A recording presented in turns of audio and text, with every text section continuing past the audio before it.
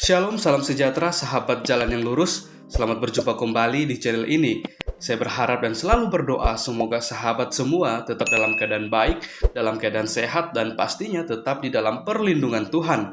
Saya juga mengucapkan banyak terima kasih kepada semua sahabat yang selalu setia untuk meluangkan waktu menonton video-video di channel ini dan juga terus mendukung perkembangan channel ini dengan mengklik tombol subscribe, like, komen, dan juga share kepada teman-teman yang lain supaya teman-teman yang lain juga boleh mendapatkan informasi seputar iman kekristenan. Kiranya Tuhan Yesus memberkati kita semua.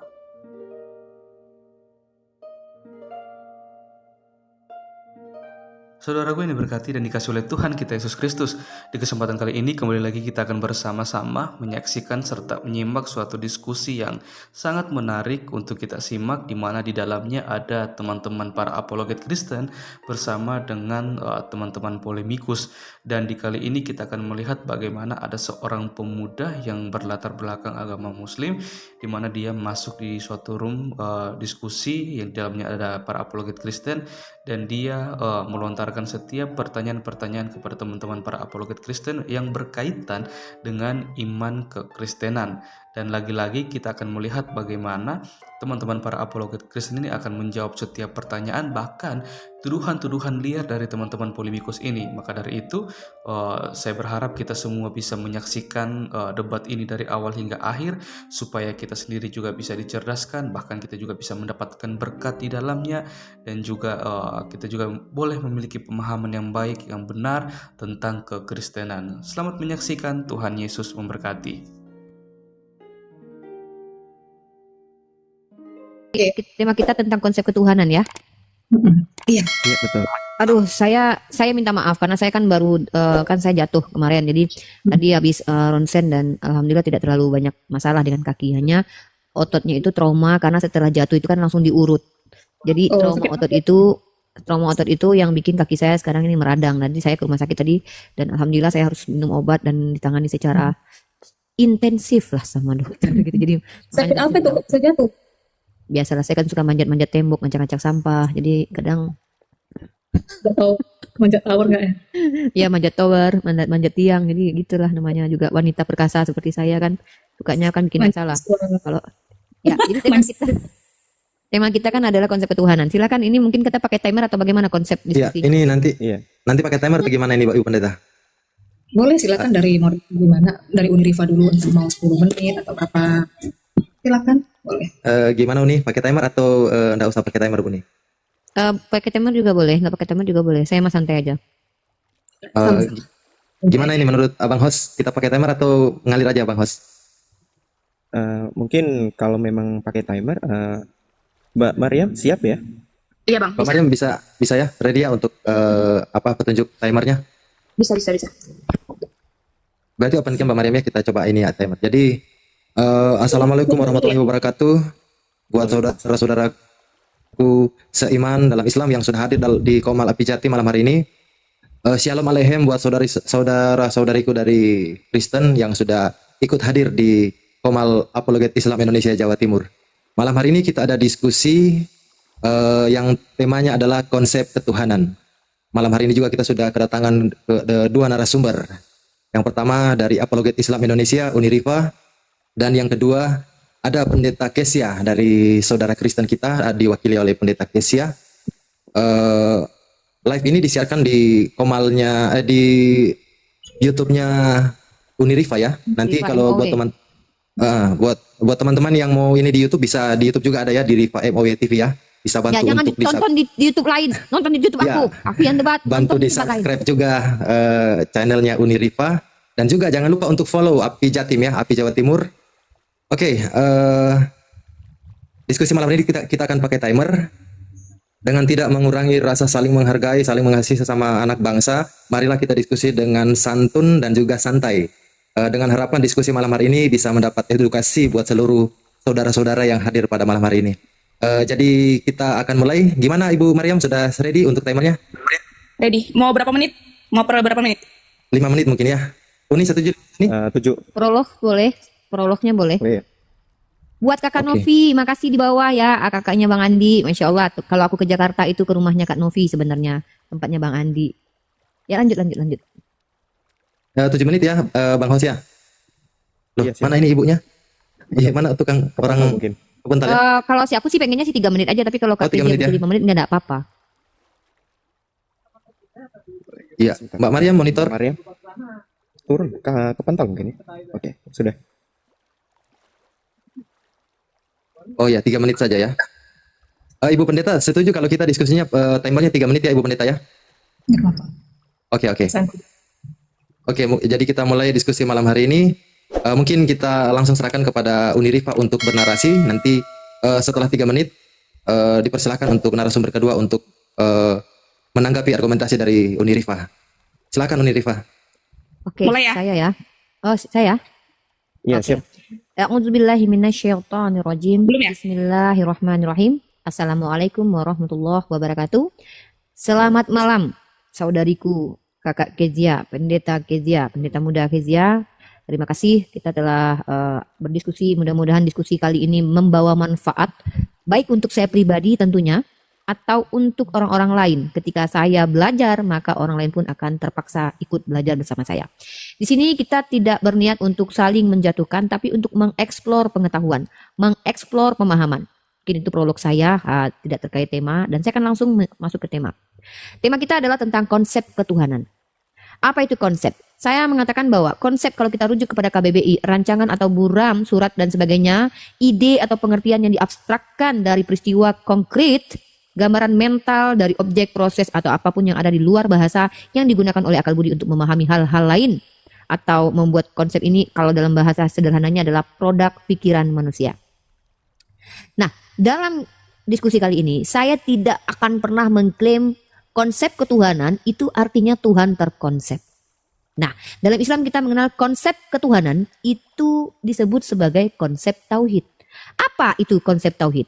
Konsep tauhid, kalau kita masukkan ke dalam ide, gagasan, pengertian, pemahaman dari sesuatu yang konkret, maka konsep tauhid artinya adalah bagaimana cara memahami realitas konkret dari sebuah pernyataan yang adalah firman Tuhan, bahwa Tuhan itu berkata, Kul huwallahu ahad. Maka ahad itu bukanlah konsep, tapi ahad adalah pernyataan Tuhan tentang dirinya. Maka yang disebut dengan konsep adalah bagaimana cara memahami pernyataan Allah bahwa Allah itu satu. Nah, yang terkonsep bukan Tuhan, tapi yang terkonsep bagaimana cara memahami Tuhan. Karena mustahil Tuhan bisa terkonsep. Bagaimana mungkin kita mau mengkonsep Tuhan? Tuhan tidak material, Tuhan tidak bisa dipegang di toel-toel. Kecuali definisi selanjutnya ada Tuhan bisa di toel-toel.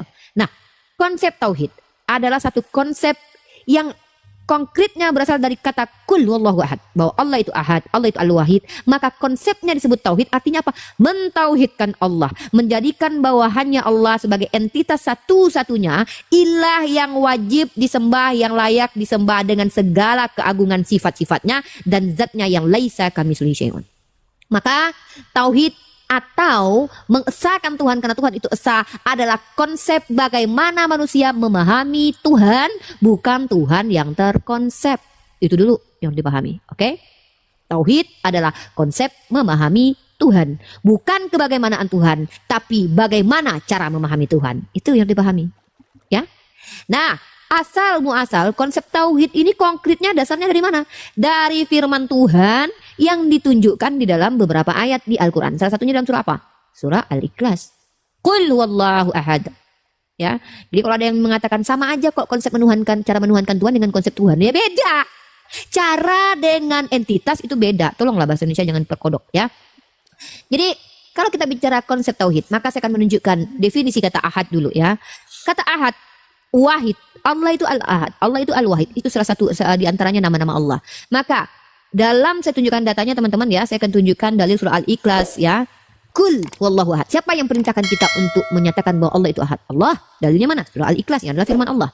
Nah, dalil dalam hadis qudsi yang diriwayatkan oleh Abu Hurairah radhiyallahu anhu, Nabi sallallahu alaihi wasallam bersabda bahwa Allah Subhanahu wa taala berfirman, "Adapun cercaan anak Adam terhadapku ialah ucapannya bahwa Allah telah menjadikan untuk dirinya seorang anak, padahal aku adalah Al-Ahad.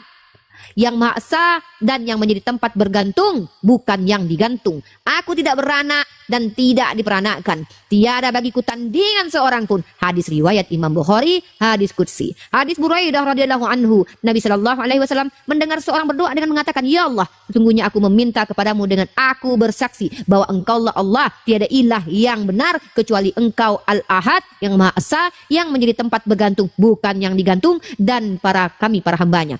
Hadis riwayat Tirmizi nomor 3473. Dalil Al-Qur'annya ada, dalil hadisnya ada. Kata tauhid sendiri bukan kata yang muncul setelah ratusan tahun Nabi Muhammad wafat. Tidak, tapi kata tauhid sendiri diajarkan oleh lisan baginda Rasulullah Muhammad sallallahu alaihi wasallam. Nah, dalilnya mana? Sudah habis waktu? Ya, ini sudah sekitar 4 menit Unirifa. Oke, tauhid itu Nabi Muhammad ajarkan. Saya akan tunjukkan dalil secara eksplisit bahwa yang mengajarkan tauhid itu adalah baginda Rasulullah, bukan Cahyono, bukan Bambang, bukan Markona yang muncul belakangan setelah baginda Rasulullah wafat. Tapi Nabi Muhammad yang mengatakan bahwa kalian diperintahkan untuk bertauhid. Mana kata tauhid dalam Al-Quran? Definisi tauhid yang dimaksud menuhankan, mengesahkan Allah memang tidak ada, tapi kata tauhid ada dalam Al-Quran. Wa ummatukum ummat tauhid ada, tapi bukan berarti itu maksudnya adalah bagaimana cara menuhankan Tuhan. Tapi bagaimana cara menuhankan Tuhan? Tuhan yang perintahkan dulu. Ayatnya harus ada apa?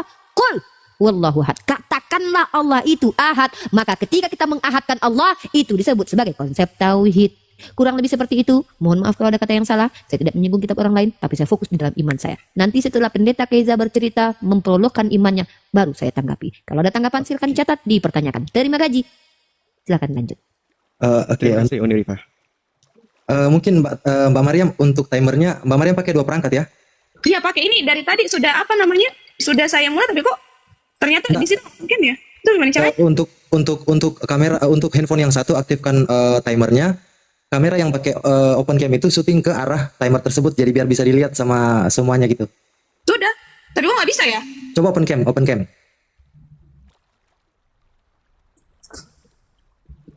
Nah ini sudah open cam, kelihatan nggak? Enggak kelihatan. Kok bisa ya? Ini open cam ini? Bagaimana ya? Ini sudah open cam ya? Iya sudah. Coba simpan. Tekan open cam terus simpan. Bisa ya? Bentar. Oh. Sorry, maaf.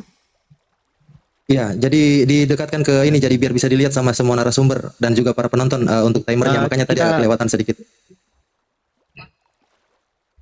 Oke, kita set untuk pendeta muda ini, pendeta muda Kezia. Set berapa menit? Ya.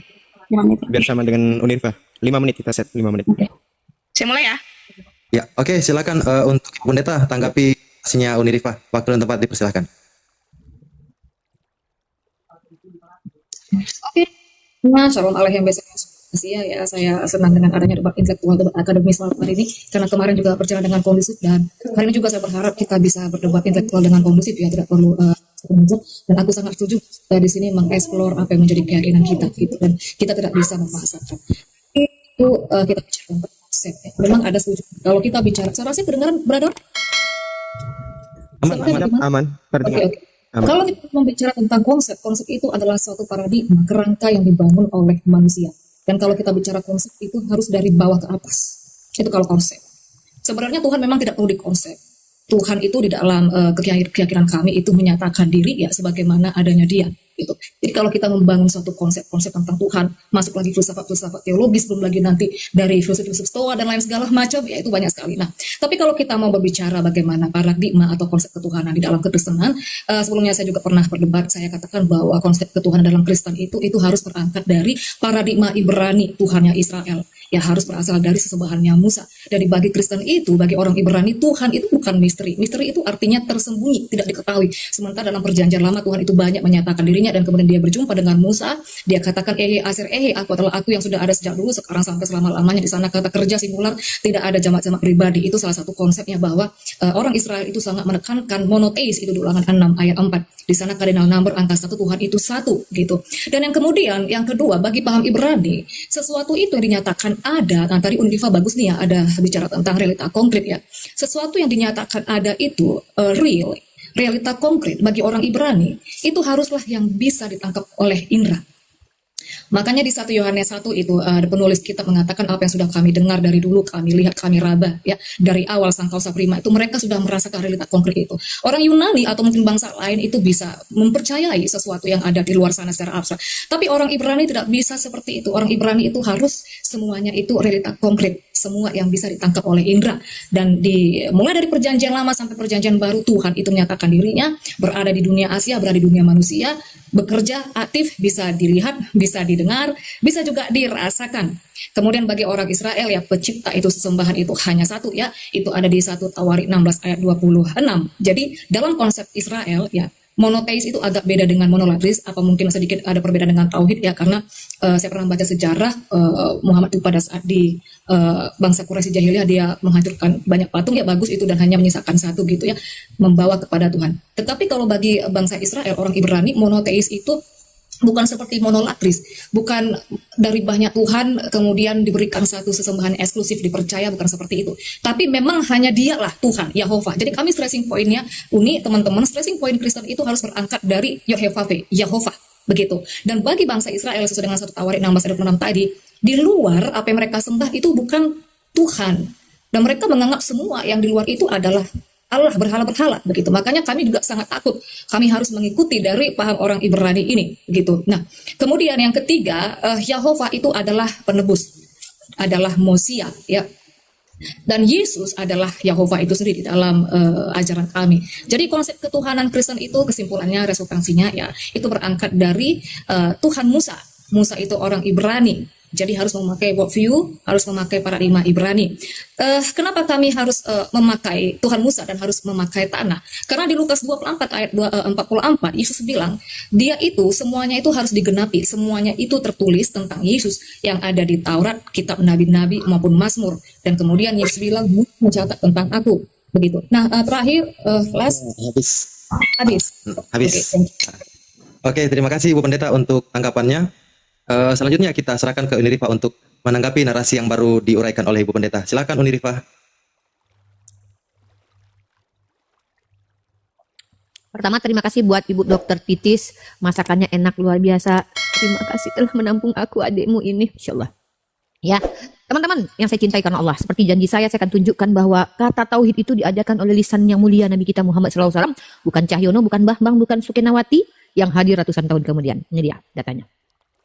Sumber primer kita adalah hadis ya. Teman-teman kalau boleh dilihat hadis riwayat Sahih Bukhari, Sahih ya. 6824 telah menceritakan kepadaku dari Abdullah sampai kepada Ibnu Abbas berkata, dikala Nabi SAW mengutus Muaz ke negeri Yaman, Nabi berpesan, wahai Muaz, engkau mendatangi kaum ahli kitab, maka jadikanlah materi dakwah pertama-tama yang engkau sampaikan adalah agar mereka mentauhidkan Allah Ta'ala. Ini dia. Ini dia disebut dengan apa? Ajaran yang bersumber dari ring 1. Bahasa Arabnya apa? Ini bahasa Arabnya. Nah, bahwa di sini Muaz Jabal ila nahwi ahlil yaumani qala lahu innaka taqdamu ala qaumin min ahlil kitabi falyakun awwala ma tad'uhum ila ayyuwahidallah ayyuwahidullah. Nah, ini bahasa Arabnya ya. Jadi ini bukan terjemahan yang tidak ada kaitannya, ini ada nih. Nah, ayyuwahidallah adalah perintah Nabi. Bukan perintah Bambang, Cahyono, Ustadz, Kiai manapun, bukan. Tapi baginda Rasulullah Muhammad SAW yang memerintahkan. Artinya di sini saya sudah menjabarkan ajaran tauhid itu bukanlah Tuhan yang terkonsep, tapi cara menuhankan Tuhan yang terkonsep. Kemudian dalilnya jelas eksplisit dalam Al-Quran ada. Realitas konkret dalilnya ada, bukan Tuhannya harus realitas konkret, nggak ada gitu. Nggak ada istilahnya agama semitik itu memaknai Tuhan itu kalau disebut ada harus real, berwujud, itu Tuhan pagan. Nah, tadi ada hal yang menggelitik saya, pernyataan dari pendeta kita Keiza. Menurut orang Ibrani, menurut tradisi Yahudi. Nah, ini saya bingung nih. Tolong saudariku, Anda sebagai Kristen ketika membawa perspektif orang Yahudi atau orang Ibrani, bawakan dalilnya. Kalau tidak, jangan bawa-bawa klaim dari mereka. Karena saya sedang berdiskusi dengan orang Kristen, bukan dengan orang Yahudi. Kalau Anda mau mengatakan bahwa paradigma yang Anda bawa sebagai Kristen itu sesuai dengan orang Ibrani, dengan Musa, bawakan dalilnya. Saya katakan paradigma saya tentang menuhankan Tuhan itu sesuai dengan Nabi saya ajarkan. Mana dalilnya? Saya bawakan dalilnya. Tapi ketika Anda mengklaim bahwa Yahudi, Ibrani, konsep ketuhanannya, paradigmanya sama dengan kalian, bawakan datanya saudariku. Nah, sorry bunyi bola kerongkongan aku. Maaf, jakunnya ketelan. Jadi teman-teman ketika berbicara, teman Kristen ketika berbicara mewakili orang Yahudi, saya tidak bisa percaya. Saya tidak berdiskusi dengan Kristen. Ya, nah kemudian bahwa segala sesuatu yang ada itu harus nampak. Siapa yang ngajarin sayang? Jangankan bicara tentang entitas yang dikatakan Tuhan, ciptaan Tuhan saja tidak bisa dipastikan ada itu harus berwujud. Loh, apa contohnya? Anda punya perasaan tidak? Punya. Mana realitas konkretnya perasaan? Tidak bisa Anda tunjukkan. Punya akal tidak? Punya. Mana realitas konkretnya? Jadi tidak semua yang ada itu harus berwujud. Janganlah seperti itu. Hanya orang pagan yang memaksakan Tuhan itu harus berwujud. Ya. Nah, kemudian Mbak Keza juga mengatakan, kami pakai paradigma Ibrani. Loh. Tunjukkan kepada saya di mana orang-orang Ibrani atau Bani Israel mengatakan bahwa Tuhan itu terkonsep dengan doktrin bukan keberapaan Tuhan, tapi kebagaimanaan Tuhan. Dan konsepnya adalah Trinitas. Tunjukkan saya datanya sayang. Ya, tolong tunjukkan kepada saya data. Saya tidak butuh asumsi teologi, paradigma teologi dari iman Kristiani karena saya sudah belajar. Jangan-jangan saya lebih tahu tentang doktrin Tritunggal, doktrin Unitarian, doktrin Oneness, Saksi Yehova, Sabelian. Saya bisa tunjukkan itu, jelaskan. Benar. Saya minta saudariku Kezia. Uni, minta maaf, waktunya telah habis. Sesuai dengan iman Anda. Makasih. Oke, terima kasih Uni untuk tanggapannya. Kita berikan kesempatan kepada Ibu Pendeta Kezia untuk menanggapi narasi atau tanggapan dari Uni Rifa. Waktu dan tempat, silahkan. Oke, thank you Uni Rifa. Sebelumnya saya FBI ya, for your information, saya bukan Trinitas. Saya only Jesus. Tadi saya sudah jelaskan sebenarnya mungkin Uni tidak menyimak ya. Di sana kami percaya Aser saya tadi sudah katakan itu singular. Tidak ada jamak pribadi, itu satu. Jadi saya bukan Trinitas. Kedua, bagaimana kita bisa membuktikan bahwa bagi orang Ibrani, ya Tuhan yang datang ke Musa itu di Ulangan 6 ayat 4. Di sana Aser di sana kata kerja ya. Tuhan itu menyatakan diri, ada bentuk ya, ada penampilan rupa seperti manusia. Dan di sini saya luruskan. Yesus bukan manusia. Tidak ada ayat yang mengatakan dia menjadi manusia. Itu salah terjemah dari orang-orang Trisana. Yang benar logos sarf egeneto itu menjadi daging. Manusia itu pengelompokan makhluk hidup ya. Di sana SARS. Jadi dia hanya datang dalam appearance, penampilan manusia. Terus di sini buktinya. Ini saya balikkan dulu kameranya ya. Sebentar, ini saya kasih data. Kita buka di Kejadian 1 ayat 26 ya. Di situ penciptaan Adam manusia ya. Let us make God and say according to our likeness, in our image of the sea over. Di sini kalau bisa kita lihat ada Selem Demut. Nah, Selem ini belum kebuka kameranya, belum kebuka. Oke. Aduh. Iya, ini Kejadian 1 ayat 26 ya. Nih. Di sini ada Selem Demut. Nah, Selem Demut ini bicara tentang gambar rupa. Nah, di sini bicara tentang perasaan, pikiran, emosional ya. Makanya manusia itu punya emosional, perasaan. Jadi Adam, itu bahasa Ibraninya tuh ya, Adam manusia itu diciptakan sesuai dengan representasi Tuhan. Di sini juga bicara tentang physically, bentuk, form. Selem Demut itu bicara tentang body, ya ada kepala, tangan, kaki. Nah Adam diciptakan nih, ada kepala, ada tangan, kaki. Kalau Adam diciptakan sesuai dengan representasi atau replika Tuhan, maka pada saat itu ketika Adam buka mata seperti apa yang Adam lihat, bentuk atau form atau shape dari Yehova itu tadi. Kayak anak ayamnya buka mata, plek, siapa yang dilihat? Di sini Adam diciptakan sesuai dengan gambar rupa Tuhan. Nah ini masih awal, masih di kejadian penciptaan, manusia itu melihat Tuhan, bahkan berbicara. Ini aja, singkat saja. Thank you. Masih ada menit Ibu Pendeta. Mau dilanjut atau? Nggak usah, itu aja, brother. Itu simple. Oke, terima kasih Bu Pendeta untuk tanggapannya.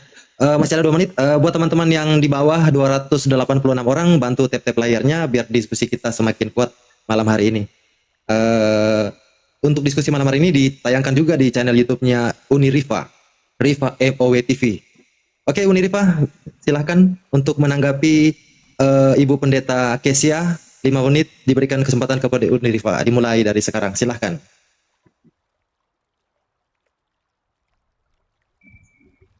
Maaf, mute. Mohon maaf, mute.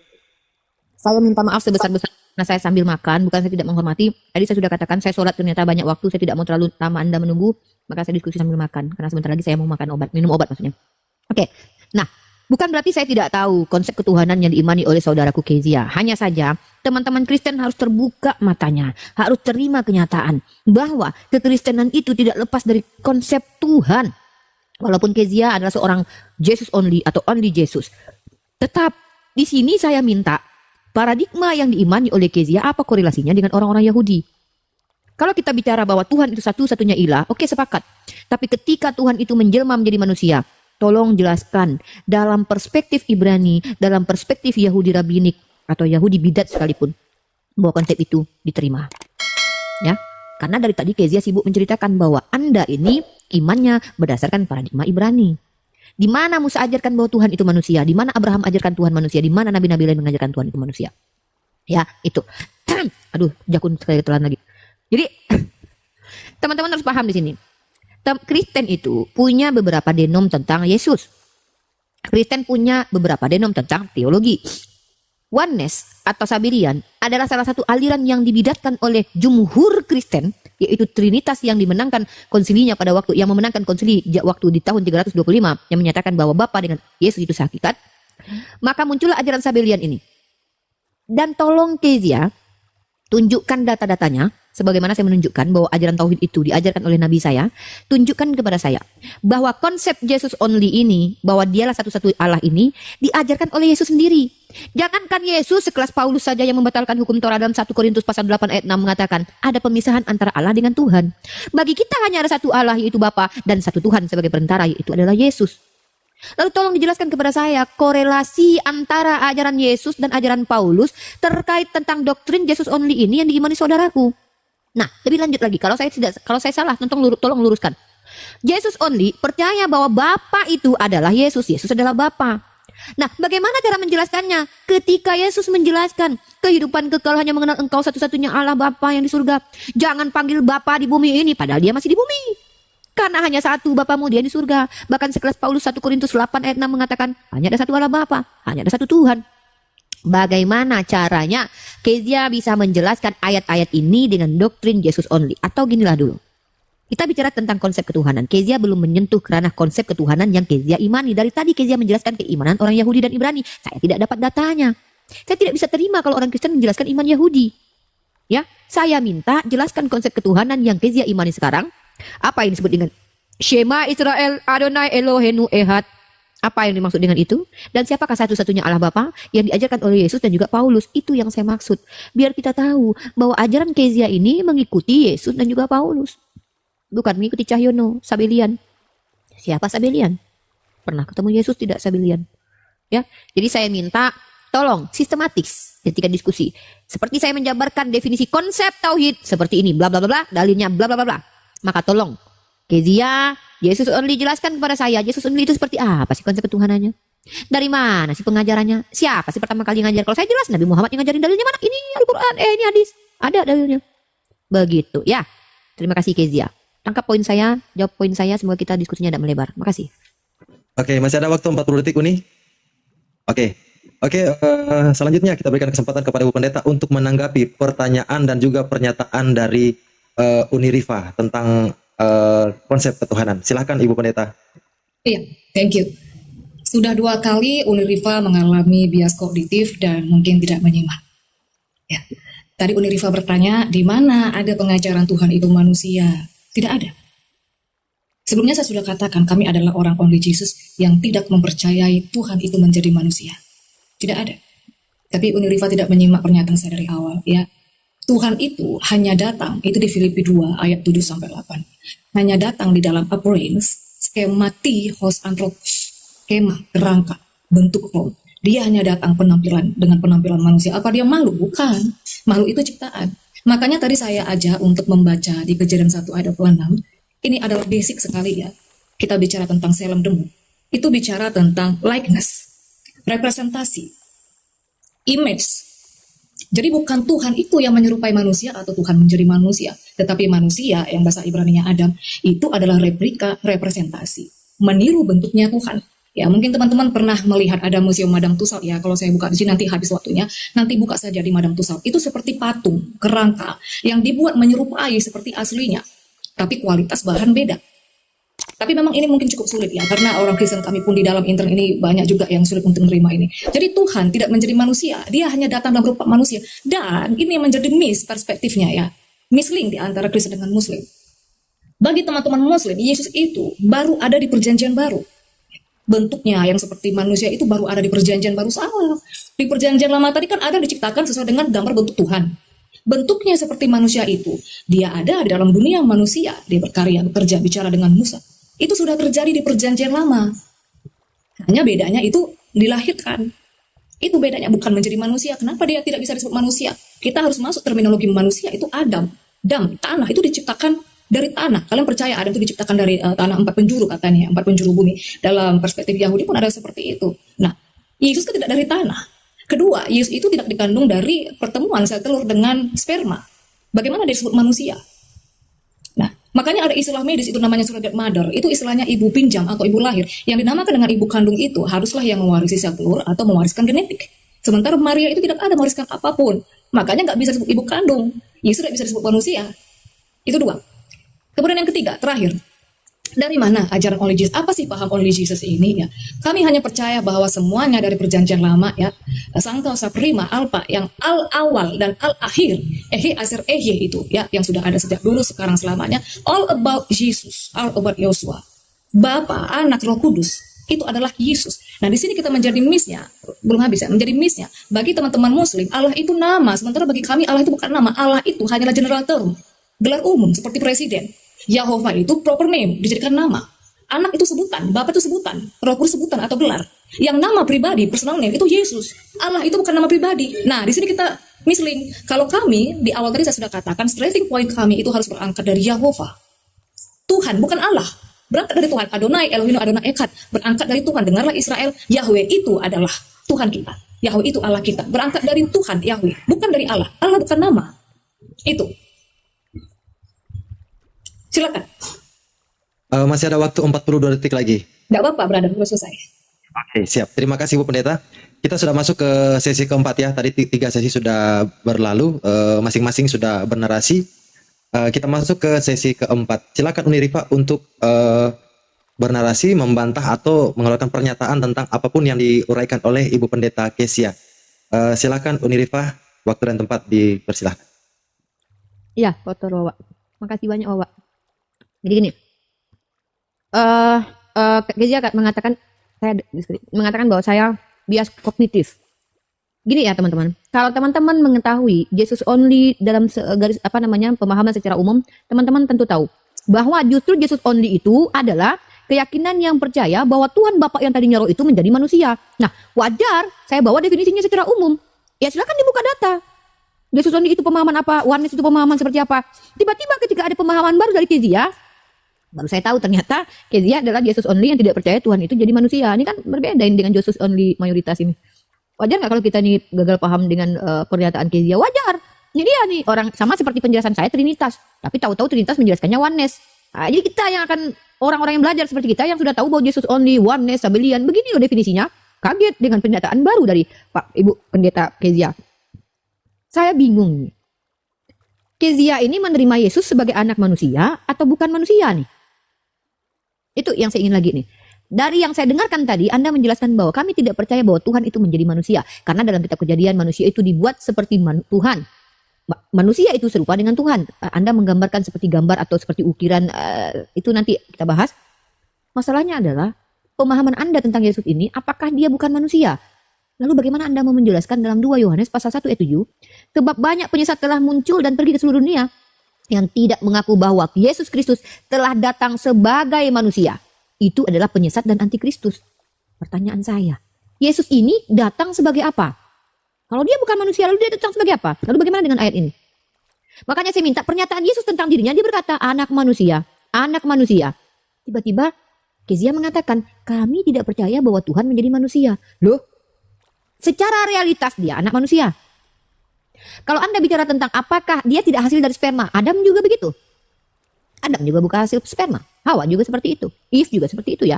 Jadi saya minta Kezia itu ketika berbicara tolong bawa data dari tadi. Bahwa Jesus only dari denominasi Kezia ini adalah Jesus only yang tidak percaya bahwa Tuhan yang tadinya roh berubah jadi manusia. Datanya mana? Yang ngajarin siapa? Atau ini made in Kezia? Atau ini ajaran baru dari Kezia? Denom dari Kezia? Tidak diajarkan oleh pendeta-pendeta sebelum Kezia? Akan kita tahu tuh. Nah, Kata Allah, Anda mengatakan, bagi kami Allah itu adalah generic name seperti Bapa. Itu lagi-lagi saya tidak dapat datanya. Tunjukkan data siapapun skolar, baik Kristen, Islam, Yahudi, Kejawen, Parmalin, Hindu, Buddha, Ortodok, apa kek penyembah pagan, penyembah hantu belau di seluruh dunia yang pernah mengeluarkan jurnal ilmiah dan mengatakan bahwasanya Allah itu adalah gelar. Saya minta. Karena kalau Kezia berbicara dari perspektif pribadi, kenapa saya harus dengarkan? Jesus only. Kalau kita only Jesus, bahwa hanya Yesuslah ilah satu-satunya dan tidak percaya bahwa Allah Bapa menjadi manusia, tolong jelaskan bagaimana pemahaman bahwa Allah itu adalah roh. Ditabrak oleh Kezia semua doktrin yang telah disempurnakan oleh bapak-bapak gereja sebelum Kezia lahir. Ditabrak semua, dihantam itu. Maka tolong tunjukkan kepada saya. Sekali lagi saya minta maaf, dengan segala hormat saya minta. Ajaran tentang Jesus only yang Kezia jelaskan kepada saya bahwa Kezia tidak percaya Tuhan itu menjadi manusia, tetapi dia adalah, kita adalah replika dari Tuhan. Itu yang ngajarin siapa? Athanasius, Uranus, Neptunus, Tacinus, ya apa kayak gitu. Itu. Kalau itu dari Kezia sendiri, mohon maaf. Silahkan. Uni tidak butuh pandangan pribadi dari Kezia karena Uni butuh ilmu. Uni kan seorang mahasiswi pembelajar. Nah, kecuali Kezia ini sudah diakreditasi, sudah terpercaya, sudah terukir, sudah terdata namanya sebagai seorang teolog. Gitu. Terima gaji. Oke, terima kasih Unirifa untuk narasinya. Silakan Ibu Pendeta Kezia untuk bernarasi, membantah atau mengeluarkan pernyataan tentang narasi dari Ibu Unirifa tadi. Silakan Ibu Pendeta. Iya, thank you. Ketiga kalinya mungkin Win tidak menyimak ya. Sebenarnya tadi saya sudah buka data.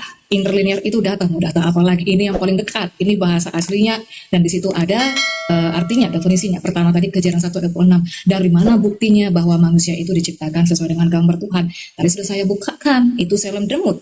Betselmenu, kitmutenu. Ya masalahnya kalau tidak diterima ya bagaimana kamu kita paksa. Selem demut itu sudah saya tunjukkan. Itu likeness, representasi, image. Itu seperti kerangka, itu seperti patung. Apakah ada yang sama ajarannya dengan saya? Ya banyak, yang only Jesus. Tapi kalau misalnya teman-teman selama ini berhubungan dengan Trinitas, ya mereka nggak tahu. Mau tilok-tilok buat S2 Trinitas, katanya mau sampai mana pun, ya mereka nggak tahu. Karena kita selalu debatin Trinitas. Kedua, mana sih buktinya bahwa Yesus itu bukan manusia? Memang bukan, nggak ada ayatnya Tuhan menjadi manusia. Jadi dia datang sebagai apa? Sebagai Tuhan, sebagai Yahova. Hanya datang dalam rupa manusia, penampilan manusia. Kita buka di Yohanes 1 ayat 14, saya balikkan kameranya. Ini bocor nih asbes kami kena kucing. Oke, Yohanes 1 ayat 14. Di situ kita melakukan yang namanya critical case ya. Di dalam untuk orang-orang teolog muslim dengan Kristen sebenarnya ada metode hermeneutik ya kan. Salah satunya kritik teis. Ada kesalahan terjemahan. Oke, di sini logosars. Dia menjadi daging. Kok belum buka lugah. Ini data. Logosars itu. Dia menjadi daging, bukan menjadi manusia. Apa sih bedanya? Manusia itu bicara tentang makhluk hidup. Pengelompokan makhluk hidup. Manusia, hewan, tumbuhan itu pengelompokan makhluk hidup. Tubuh, soma, itu bicara tentang fisik body. Ada kepala, tangan, kaki. Daging itu bicara tentang bahan tubuh. Bahan kasar yang ada dalam tubuh ini. Dia menjadi daging, bukan menjadi manusia. Artinya apa? Di dalam perjanjian lama dia sudah ada dalam bentuk seperti kita ini. Bukan manusia. Nah, kemudian yang di 2 Yohanes 1 ayat 7 itu ayat yang sering dilempar-lempar oleh teman Trinitas. Kita buka. Mana ini? 2 Yohanes 1 ayat 7. Sebentar ya. 7. Ya. Oke. Antropos ya. Antropos itu bukan hanya bicara tentang manusia. Makanya kalau di bahasa Inggrisnya itu ada perbedaan antara man dengan man. Kalau man, mana sih ini? Bentar, saya sambil menjelaskan ya. Kalau man, itu bicara tentang pria tunggal. Tetapi kalau men itu bicara tentang laki-laki jamak. Makanya sebenarnya ya Yesus itu datang di dalam rupa pria karena itu sesuai dengan nubuatan perjanjian lama terlahir seorang putra. Terus di sini ada salah kan? Bukan menjadi manusia. Yesus Kristus coming in flesh, sarki. Yang nggak percaya dia datang dalam daging, yaitu antikris. Karena bagi orang-orang Kristen yang di luar dari paham kami, only Jesus, mereka ngotot menjadi manusia. Mereka menolak itu daging Tuhan, darah Tuhan, menolak. Yaitu antikris. Nah, itu dia, Uni. Udah sampai di sini saja. Simpel saja. Ya, masih ada waktu Ibu Pendeta 1 menit 10 detik. Kalau sudah selesai, kita langsung ke Unirifa. Tapi sebelumnya buat teman-teman yang ada di bawah, silakan dibantu untuk tap-tap layarnya. Silakan dibantu untuk follow akun official API Jawa Timur dan juga follow atau subscribe channelnya Rifa FOW TV. Oke, lanjut Unirifa untuk menyanggah si dari Ibu Pendeta. Waktu dan tempat disilahkan. Maaf saya harus menyandarkan diri ya, karena saya mulai merasakan ngilu ya di kaki. Oke. Semua yang dijelaskan sama Kezia adalah interpretasi dari pribadinya Kezia tanpa mengutip paham dari skolar. Yang tadi saya terima. Kalau paradigma sendiri yang datang dari Kezia, mohon maaf saya katakan, saya juga seorang pembelajar. Jumpa sama Samuel Siahaan, beda lagi penjelasannya. Jumpa sama Pastor Saraf, beda lagi penjelasannya. Jumpa sama Pendeta Joshua Teu, beda lagi penjelasannya. Saya minta secara akademik, dalam ranah akademik, ketika membuat makalah, ada sebuah penjelasan kaidah ilmu yang diluncurkan, yang dipahami, yang diterima, maka itu mustahil datang dari satu orang saja yang tidak punya kredibilitas terkait tentang hal itu. Penjelasan Kezia ini saya mau verifikasinya dari para teolog gitu loh. Kan itu yang saya minta tadi. Kalau Kezia menjelaskan, saya juga bisa seperti itu. Bahkan saya lebih canggih lagi dari Kezia, itu menjelaskan Bible dengan representasi sendiri. Nggak perlu Roh Kudus saya. Bahkan itu make sense saya buat nanti. Tapi saya bukan itu. Apa yang Unirifa katakan bukan ilmu dari Unirifa, tapi berdasarkan pengetahuan Unirifa dari hasil pelajarannya. Dari mana? Rujukannya adalah Al-Quran. Rujukannya adalah hadis. Bukan Unirifa yang jelaskan. Ibnu Abbas adalah siapa? Ring kedua setelah Nabi Muhammad SAW. Dia yang menjelaskan. Bukan Unirifa yang menjelaskan representasi makna dari tauhid itu. Bukan sayang. Tapi itu adalah penjelasan yang dibawakan oleh para ulama. Dalam ranah akademik kita seperti itu. Nah kemudian satu pertanyaan. Saya mau ini dijawab. Kalau tidak ada tolong jangan diada-adakan. Kalau memang ada silakan sampaikan ayatnya. Kalau tidak ada jangan coba diada-adakan. Mohon minta maaf. Kezia, dasar pertanyaan saya adalah ketika Kezia mengatakan Yesus itu sudah ada di dalam kitab perjanjian lama, maka saya minta tunjuk satu dalil yang mana menyatakan bahwa yang bernama Yesus sebagai Tuhan pernah ada entah dalam bentuk apapun sebelum dia dilahirkan dan diberi nama oleh Maria dan bapak tirinya, yaitu Yesus yang diberikan oleh malaikat. Kalau tidak ada datanya, jangan mengada-adakan yang tiada. Bidat namanya itu. Jadi berdasarkan statement Kezia bahwa Yesus telah ada sebelum dia dilahirkan dan diberi nama Yesus oleh orang tuanya, tunjuk satu ayat dari Kejadian sampai kitab Wahyu sampai kitab Deuterokanonik atau kitab Tripitaka atau kitabnya orang Hindu bahwa ada pernyataan ada entitas bernama Yesus sebelum dia dilahirkan dan dianggap sebagai Tuhan. Kalau tidak ada jangan diadakan, tidak boleh, tidak bagus begitu. Ya, karena ini statement. Statementnya apa? Yesus sudah ada sebelum dilahirkan, gitu ya. Jadi kalau bicara tentang itu ada firman. Wait. Saya tidak mau representasi pribadi, asumsi teologi pribadi. Boleh asumsi teologi minimal dari denominasi. Skolarnya verifikasi. Siapa skolarnya? Ya minimal guru besar lah gitu. Dari teologi kan enak gitu. Kalau tidak ada jangan dibuat uni seperti ini. Pusing kepala uni begini jadinya. Nanti Udi ketemu lagi sama Pastor Sarah. Oh Jesus only adalah begini-begini. Pak Henry Tan bilang begini lagi. Terus jumpa lagi sama Joshua Teu. Begini lagi katanya. Jumpa lagi sama Samuel Siahaan. Ada lagi jawabannya. Lama-lama kuadu-adu kalian semuanya. Ini Pak Henry Tan kujedotin sama Samuel nanti. Makezia beda lagi penjelasannya. Namanya sama-sama Jesus only. Jadi tolong secara akademik. Mungkin Kezia dari gaya bahasa adalah seorang akademisi. Ketika kita membuat makalah, mahasiswa dan mahasiswa itu buat makalah. Yang analisa itu nanti belakangan dinilai. Tapi yang akan dinilai dosen adalah mana daftar pustakanya. Dari mana kau tahu itu? Begitu. Terima kasih. Oke, terima kasih Unirifa untuk narasinya. Silakan Ibu Pendeta untuk menyanggah pernyataan Unirifa dan juga menjawab pertanyaan dari Unirifa yang ditanyakan. Silakan Ibu Pendeta, waktu dan tempat disilahkan. Di bawah ada temanku. Oke, thank you Unirifa ya. Bicara siapa skolarnya? Saya skolar.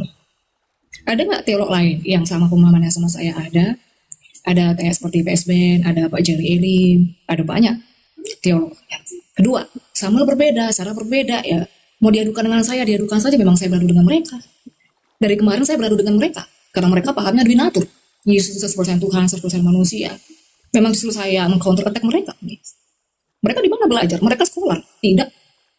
Karena saya counter attack mereka, karena banyak kami yang sudah mendebatkan mereka, makanya mereka itu sudah agak berubah. Mereka yang jangan mengaku-mengaku.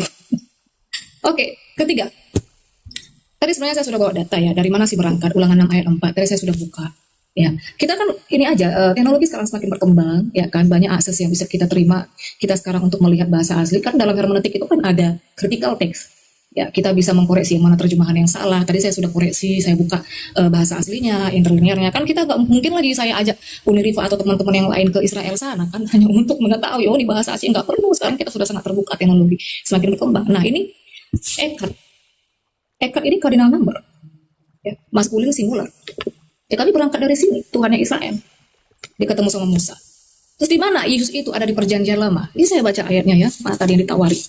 Yesus bilang, semua kitab nabi-nabi, baik yang di dalam Taurat, yang ada di dalam Mazmur, ya itu harus tergenapi. Di Lukas 24 ayat 44, itu harus tergenapi tentang dia. Kalau saya buka bisa aja, cuman nanti kan habis waktunya. Silakan ya Lukas 24 ayat 44. Kemudian di Yohanes 5 ayat 46, Yesus mencatat tentang aku, kata Yesus.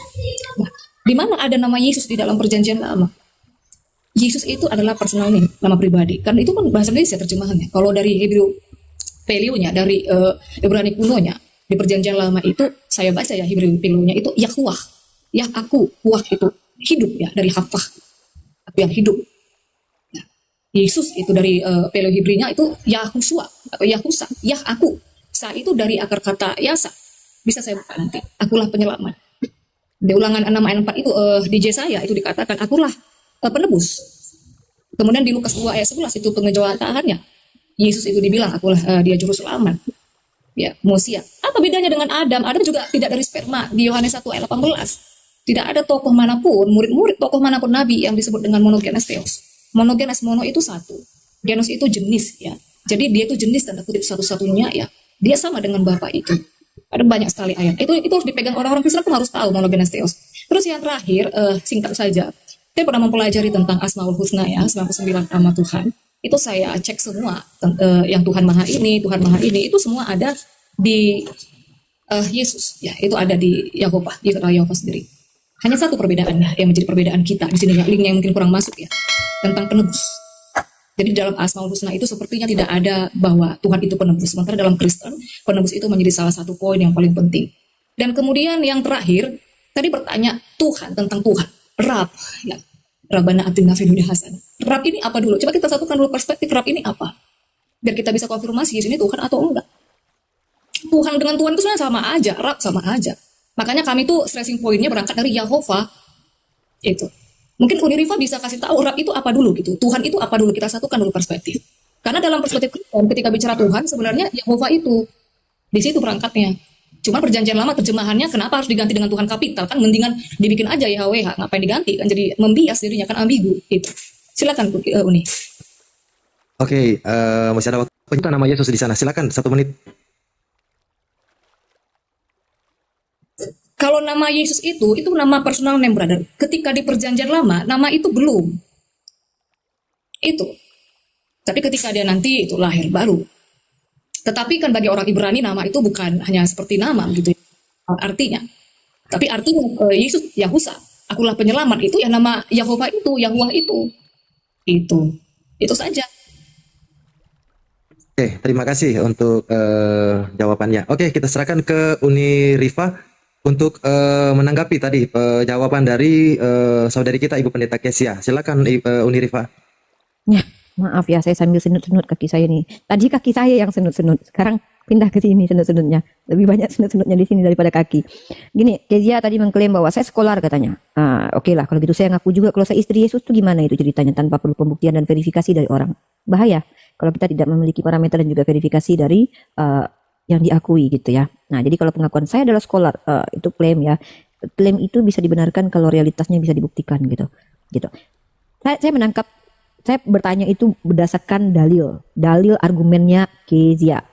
Kezia mengatakan Yesus itu sudah ada sebelum dia dilahirkan. Nah, ketika bicara tentang Yesus, maka kita bicara tentang Yesus, bukan bicara tentang entitas lain yang bukan Yesus. Saya minta mana dalilnya satupun, tunjukkan kepada saya bahwa Yesus itu sudah dikatakan Yesus, kita bicara tentang Yesus.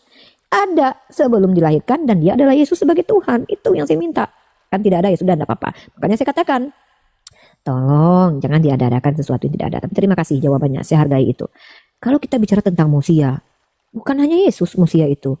Yesaya 19:20 ya.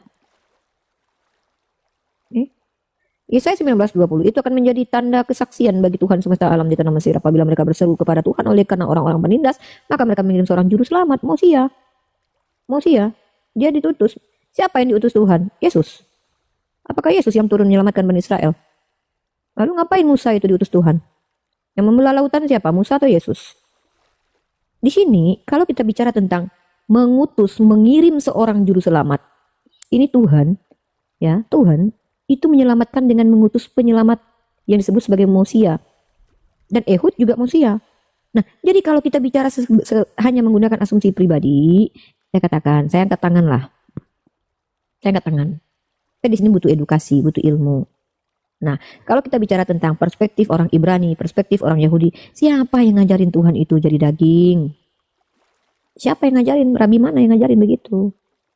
Kan seperti itu, Kezia, sayangku, cinta. Nah, jadi saya minta tolong kepada Kezia.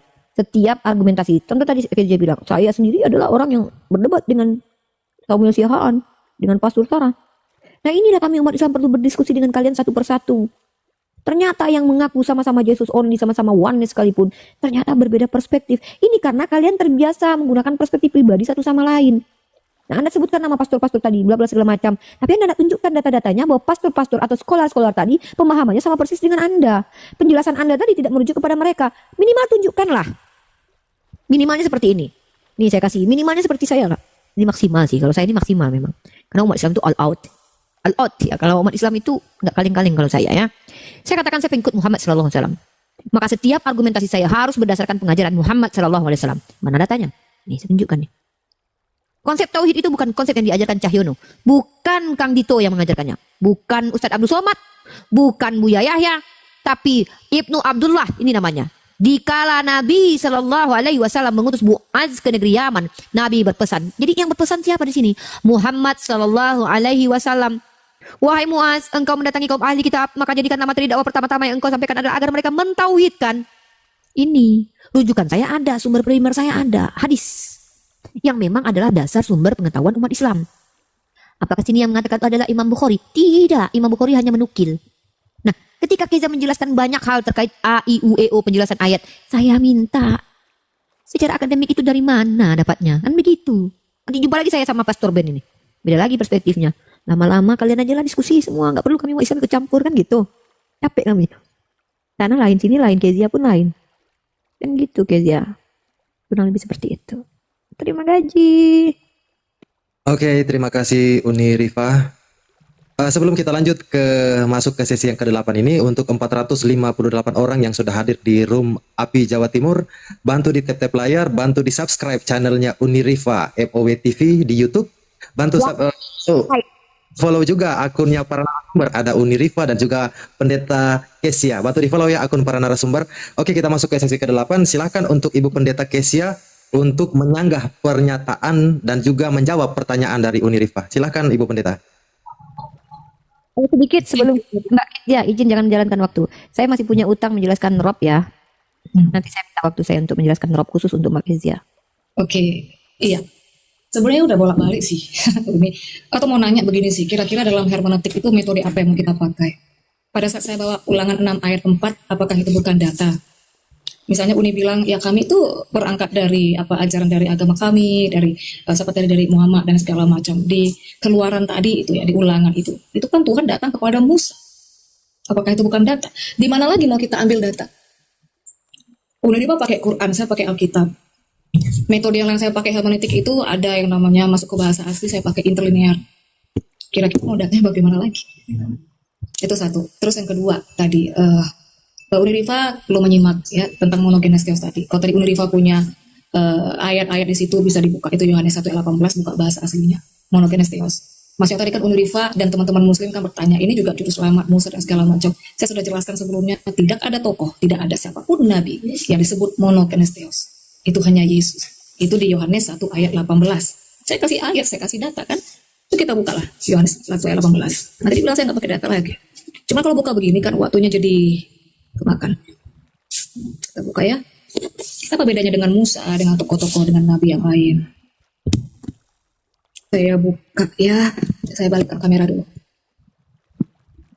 Sebentar ya. Ini udah enggak nih? Ini gimana sih ini? Oh, ini.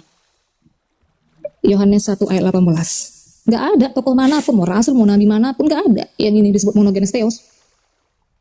Nih, only begotten God. Hanya Tuhan, hanya Dia satu-satunya. Allah itu tidak ada seorang pun yang dapat melihat Tuhan ya, tidak melihat Allah. Hanya Dia satu-satunya Allah yang menyatakan itu monogenes theos. Simple. Kemudian masalah apa lagi tadi ya? Masalah oneness sama GO ya. Ini bukan hal yang penting kali sebenarnya. Jadi oneness itu agak ada bedanya dengan GO ya, teman-teman. Oneness itu masih ada tersisa paham-paham Trinitas ya. Mereka katakan Yesus itu adalah manusia. Kalau kami only Jesus, ya mengikis, mengcounter attack apa paham-paham mereka. Itu. Terus apa lagi tadi? Udah itu aja. Yang simpel-simpel aja. Kecuali misalnya kayak Uniriva bisa membantah atau bisa mengcounter tidak ada monogenes theos, Yesus bukan monogenes theos dengan Bapa. Boleh. Udah. Oke, Oke. waktu sebenarnya 2 menit 16. Oke, kalau sudah ini kita lanjut langsung ke Uniriva untuk menanggapi. Silakan Uni. Baiklah. Saya kasih Kezia menunjukkan bahasa Yunani, monogenes theos. Saya tunjukkan bahasa Ibrani, guys. Bahasa Ibrani-nya di mana? Teman-teman buka semuanya Mazmur 90 ayat 2. Ya, mari kita buka. Caranya adalah palingkan wajah Anda. Tunjuklah ini, mata saya ngeri kali ya. Nanti saya jelaskan langsung itu tentang rob tadi. Dalam Mazmur pasal 90 nomor 2, teman-teman akan membaca dalil seperti ini. Sebelum gunung-gunung dilahirkan dan bumi dan dunia diperanakan. Pertanyaan saya, apakah gunung itu punya ibu dan dilahirkan oleh ibunya? Teman-teman tahu tidak bahasa yang dipakai dalam bahasa Ibrani-nya dilahirkan itu? Yalat. Yalat. Siapa yang menghadirkan gunung? Saya? Bukan. Kezia? Bukan. Rudi Yohanes? Tentu bukan. Kalau kita menggunakan kata diksi-diksi sebelum gunung-gunung dilahirkan dan bumi dan dunia diperanakan. Lalu ketika ada diksi ini untuk Yesus, maka langsung dikatakan Yesus adalah Tuhan yang diperanakan. Monogenes theos. Wah, bagaimana dengan dunia yang dialatkan ini? Dilahirkan. Siapa yang menciptakan bumi dan langit? Tuhan. Nah, ketika Kezia menjelaskan bahwa hanya Yesus satu-satunya monogenes theos, pertanyaannya, apakah monogenes theos ini adalah theos? Kalau memang monogenes theos ini adalah theos, ada berapa theos di situ? Pakai bahasa yang benar-benar. Ya, diperanakan Tuhan, anak tunggal Tuhan, apakah itu adalah Tuhan? Oh iya, berarti yang memperanakan dan menganggap dia anak tunggal siapa? Apanya Tuhan? Tuhannya Tuhan. Oh enggak, bapaknya tuh terserah, nanti bahas itu. Oke, saya bahas tentang Rob. Saya tidak menyinggung kata Rob. Tolong dipisahkan antara kata ilah, Allah dengan Rob, Mbak Kezia. Rob itu bisa dimaknai pemelihara, pemilik. Allah itu Rabbul Alamin. Saya kalau berdoa, Rabbayani saghiro, apakah orang tua saya Tuhan? Sepadan dengan kata Lord, saya akui, oke. Kurios, boleh. Sama dengan Rob. Saya mengkritisi pernyataan Anda yang mengatakan bahwa bagi kami Allah itu adalah sama dengan Bapa, istilahnya apa namanya tuh generic name atau gelar. Yang saya minta itu datanya. Bahwa kata Allah itu, kalau Allah dalam bahasa Ibrani artinya sumpah serapah. Kalian melatinkan tulisan alif lam lam ha ke dalam kata A-L-L-A-H. Allah kalian baca. Itu tidak bisa secara kaidah bahasa. Bagaimana huruf yang double L itu kalian baca dengan Allah? Huruf L-nya harusnya satu. Tapi ketika kalian mengatakan bahwa bagi kami Allah itu, di dasar katanya dari mana? Dan dasar bahwa Anda, saya kasih kamus Oxford lah. Saya minta waktu masih ada ya 2 menitnya. Nah, kalau saya kasih data ini, ya, kamus Oxford, kamus Al-Munjid, ya. Nah, saya setidaknya nih pakai referensi ya. Kamus universal ini, bukan punya muslim ini. Duh, kok nggak bisa ini, lama kali. Nah, ini, mari kita baca. Saya tidak bicara tentang Rob, saya tidak mengkritisi tentang Rob tadi. Kalau Rob itu saya sepakat, sama dengan Kurios. Nah, Allah adalah nama Tuhan di kalangan umat Islam dan umat Kristen Arab. Nah, ini data saya. Bantah data ini, bantah Oxford referensi ini dengan data lagi. Bahwasanya kata Allah itu adalah gelar atau generic name. Gitu caranya. Nah, jadi kalau kita bicara tentang Tuhan, dalam bahasa Arab Tuhan itu dipadankan dengan kata ilah. Sembahan. Sembahan itu banyak. Zeus juga sembahan. Parmalin punya sembahan. Orang Hindu punya sembahan. Makanya kami bernarasi, kami bersyahadat. La ilaha illallah. Tiada ilah yang layak disembah.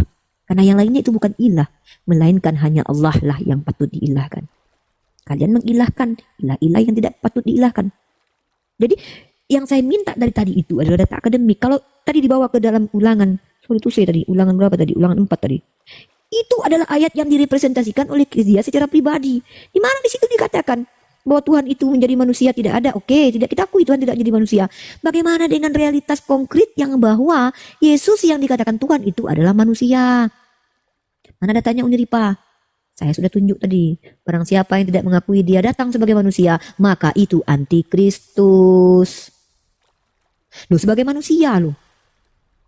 Kecuali di situ dituliskan, barang siapa yang mengakui bahwa dia datang sebagai gambaran manusia, ecek-eceknya jadi manusia, cosplaynya manusia, pura-pura jadi manusia, padahal bukan manusia. Kalau dia bukan manusia, jangan katakan dia manusia. Ketika Kezia mengatakan dia bukan manusia, tapi kata yang dipakai di situ adalah man, laki-laki, manusia, anak manusia. Berarti ada penipuan dalam masalah bahasa, entah teks aslinya ataupun bahasa terjemahannya. Jelaskanlah itu kepada kami. Terima kasih. Oke, terima kasih. Langsung saja ke Ibu Pendeta untuk menyanggah pernyataan dan juga pertanyaannya Unirifa. Silakan Ibu Pendeta. Aku sepertinya merasakan di sini Unirifa itu berkali-kali kurang konsentrasi, gitu. Dan aku di sini harus mengulangi topik yang sama berulang kali. Kan Unirifa atau teman-teman Muslim kan selalu bilang nih ya, kalian bani terjemahan. Justru di sini aku mendapati bahwa Unirifa itu yang bani terjemahan. Tadi saya sudah buka data, saya sudah buka di 2 Yohanes 1 ayat 7. Di mana Tuhan menjadi manusia? Gak ada. Oh, ini terjemahan ya sudah, berarti bani terjemahan bukan saya dong. Justru kami itu tidak mau menjadi bani terjemahan, makanya kami lakukan metode hermeneutik critical text. Saya bertanya kepada Unirifa, kita sekarang bicara hermeneutik kan di dalam Islam, teologi Islam itu ada hermeneutik, ada metode. Kristen juga. Sekarang kita mau pakai metode apa? Coba. Salah satu metode hermeneutik itu kita masuk ke dalam critical text. Saya tidak memakai hanya terjemahan. Saya memang harus mengakui objektif, ada banyak sekali human error dalam terjemahan. Jadi ketika Unirifa ini 2 kali saya hitung untuk membawa terjemahan, berarti Unirifa itu ya memang bani terjemahan. Bukan sayanya, bukan Kristennya, kan begitu. Itu satu. Kedua, tentang gunung yang diperanakan. Ya. Ini bagaimana metode Unirifa ini melihat ayat Alkitab itu kan bukan hanya 1-2. Kita harus bisa melihat connecting dots, benang merah antara pasal 1 dengan pasal lain. Apakah ada gunung itu disebut monogenes theos? Apakah gunung itu disebut Ehi Aser Ehi yang di Ulangan 6 ayat 4? Jadi nggak cocok gitu, nggak apple to apple, maksudnya disandingkan dengan Yesus, ya kan? Oke, yang ketiga, saya langsung masuk ke dalam substansi aja biar nggak usah terlalu banyak retorika. Ketiga, kami tidak pernah mendapatkan di Alkitab, ya Allah itu nama nggak ada, interlinear nggak pernah, ya kecuali begini, kecuali mungkin ada teman atau Unirifa bisa memberikan data di dalam Alkitab kami interlinear atau dalam perspektif Ibrani. Kebetulan saya mempelajari waktu Ibrani dan saya juga punya teman dari Mesyanik, ya mereka convert ke Yudaisme tapi sama pahamnya. Belum pernah menemukan Allah itu adalah nama, kecuali teman-teman atau Unirifa bisa memberikan. Nah, ini yang Ulangan 6 ayat 4. Itu Yahova, makanya kami itu berangkatnya di Yahova ini, Unir. Itu proper name. Sebenarnya itu dijadikan nama. Bukan nama, yang nama personal nama pribadi, personal name itu ya Yahshua, Yesus. Itu. Terus yang terakhir, last, tentang Rab. Tadi Uni bilang Rab apa artinya? Mereng. Penguasa, apalagi pengatur, mengurus. Ya, Yesus udah bisa Rab dong. Kalau misalnya Rab memang artinya itu, kita satukan ada banyak ayat Alkitab. Penguasa, itu di Roma 10 ayat 9. Yesus itu penguasa. Pengatur, itu ada di Efesus 1 ayat 1-12. Yesus itu berarti Rab dong. Mengurus, itu ada di Mazmur. Kalau memang itu arti Rab. Jadi, jangan memakai standar ganda begitu. Kalau memang Rab artinya itu, kita samakan perspektif. Dan kalau memang ada ayatnya, ya berarti itu adalah Rab.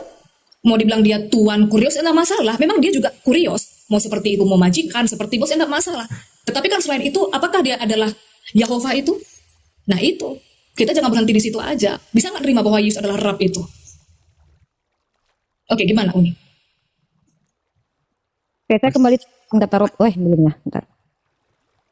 Dia juga misunderstanding ya, saya ulang lagi. Masukan untuk Ibu Pendeta, siapa tahu ke depannya menyebut dalil, mungkin bisa dibantu untuk dibacakan. Nanti saya stop waktunya, Iya, betul. biar redaksi dari ayat tersebut bisa dipahami oleh para penonton. Silakan dilanjut Uni. Ya, jadi saya sudah jelaskan. Saya sepakat, kata kurios itu kalau dipadankan dengan kata Rob, nggak masalah. Karena Rob juga bisa sayyid. Saya kan berdoa ini, Rob bayani sagiro. Ada kata ni yang di belakang untuk merujuk 2 orang, karena orang tua saya itu sepasang. Nah, tidak masalah. Yang saya kritisi bukan Rob itu. Kezia nggak nangkap. Anda yang tadi tuh kognitifnya tuh nggak mengerti dengan saya maksud. Anda mengatakan bagi kami adalah Allah itu adalah generic name. Saya minta dasarnya mana? Loh, kok Anda bawa Rob? Yang saya bahas Allah kok. Kok bawa-bawa Rob? Yang bahas Rob itu siapa? Justru saya menjawab bahwa Rob itu kalau dipadankan dengan kata kurios itu oke, no matter. Nggak masalah saya. Ya, yang saya tuntut adalah ketika statement Anda, saya ini menanggapi statement loh. Jangan lari dari statement. Ngapain bawa Rob? Saya membahas Allah itu dasarnya mana bahwa Allah itu adalah generic name. Kalau Anda bicara Allah, Eloah, Elohim silakan. Tapi kalau kata Allah itu siapa yang ngajarin? Tulisan dalam kitab Anda itu A, L, L, A, H, double L-nya. Kalau Allah ya kita pakai satu aja, Allah gitu. Seperti bahasa Ibrani yang kata Allah itu adalah artinya sumpah serapah. Alif lam ha. Nggak apa-apa, silakan. Saya minta perspektif Anda itu dasarnya apa? Saya tunjukkan kalau Allah, lafaz yang kalian bacakan tanpa ditafkim itu pun salah. Bahwa kata Allah dari alif lam lam ha itu merujuk kepada nama. Datanya saya sudah tunjukkan tadi di kamus Oxford. Loh, saya tidak bahas tentang Rob. Rob itu kata yang dipakai untuk merujuk kepada pemilik, pemelihara. Bahkan sama seperti kurios. Kurios itu disematkan kepada pemilik keledai yang diambil oleh Yesus. Itu juga kurios. Karena dia adalah kuriosnya keledai itu. Yesus adalah kurios Bani Israel. Tidak apa-apa, pemelihara, pemilik, is okay, tidak masalah. Sama seperti Nabi Muhammad Sayyid bagi kami.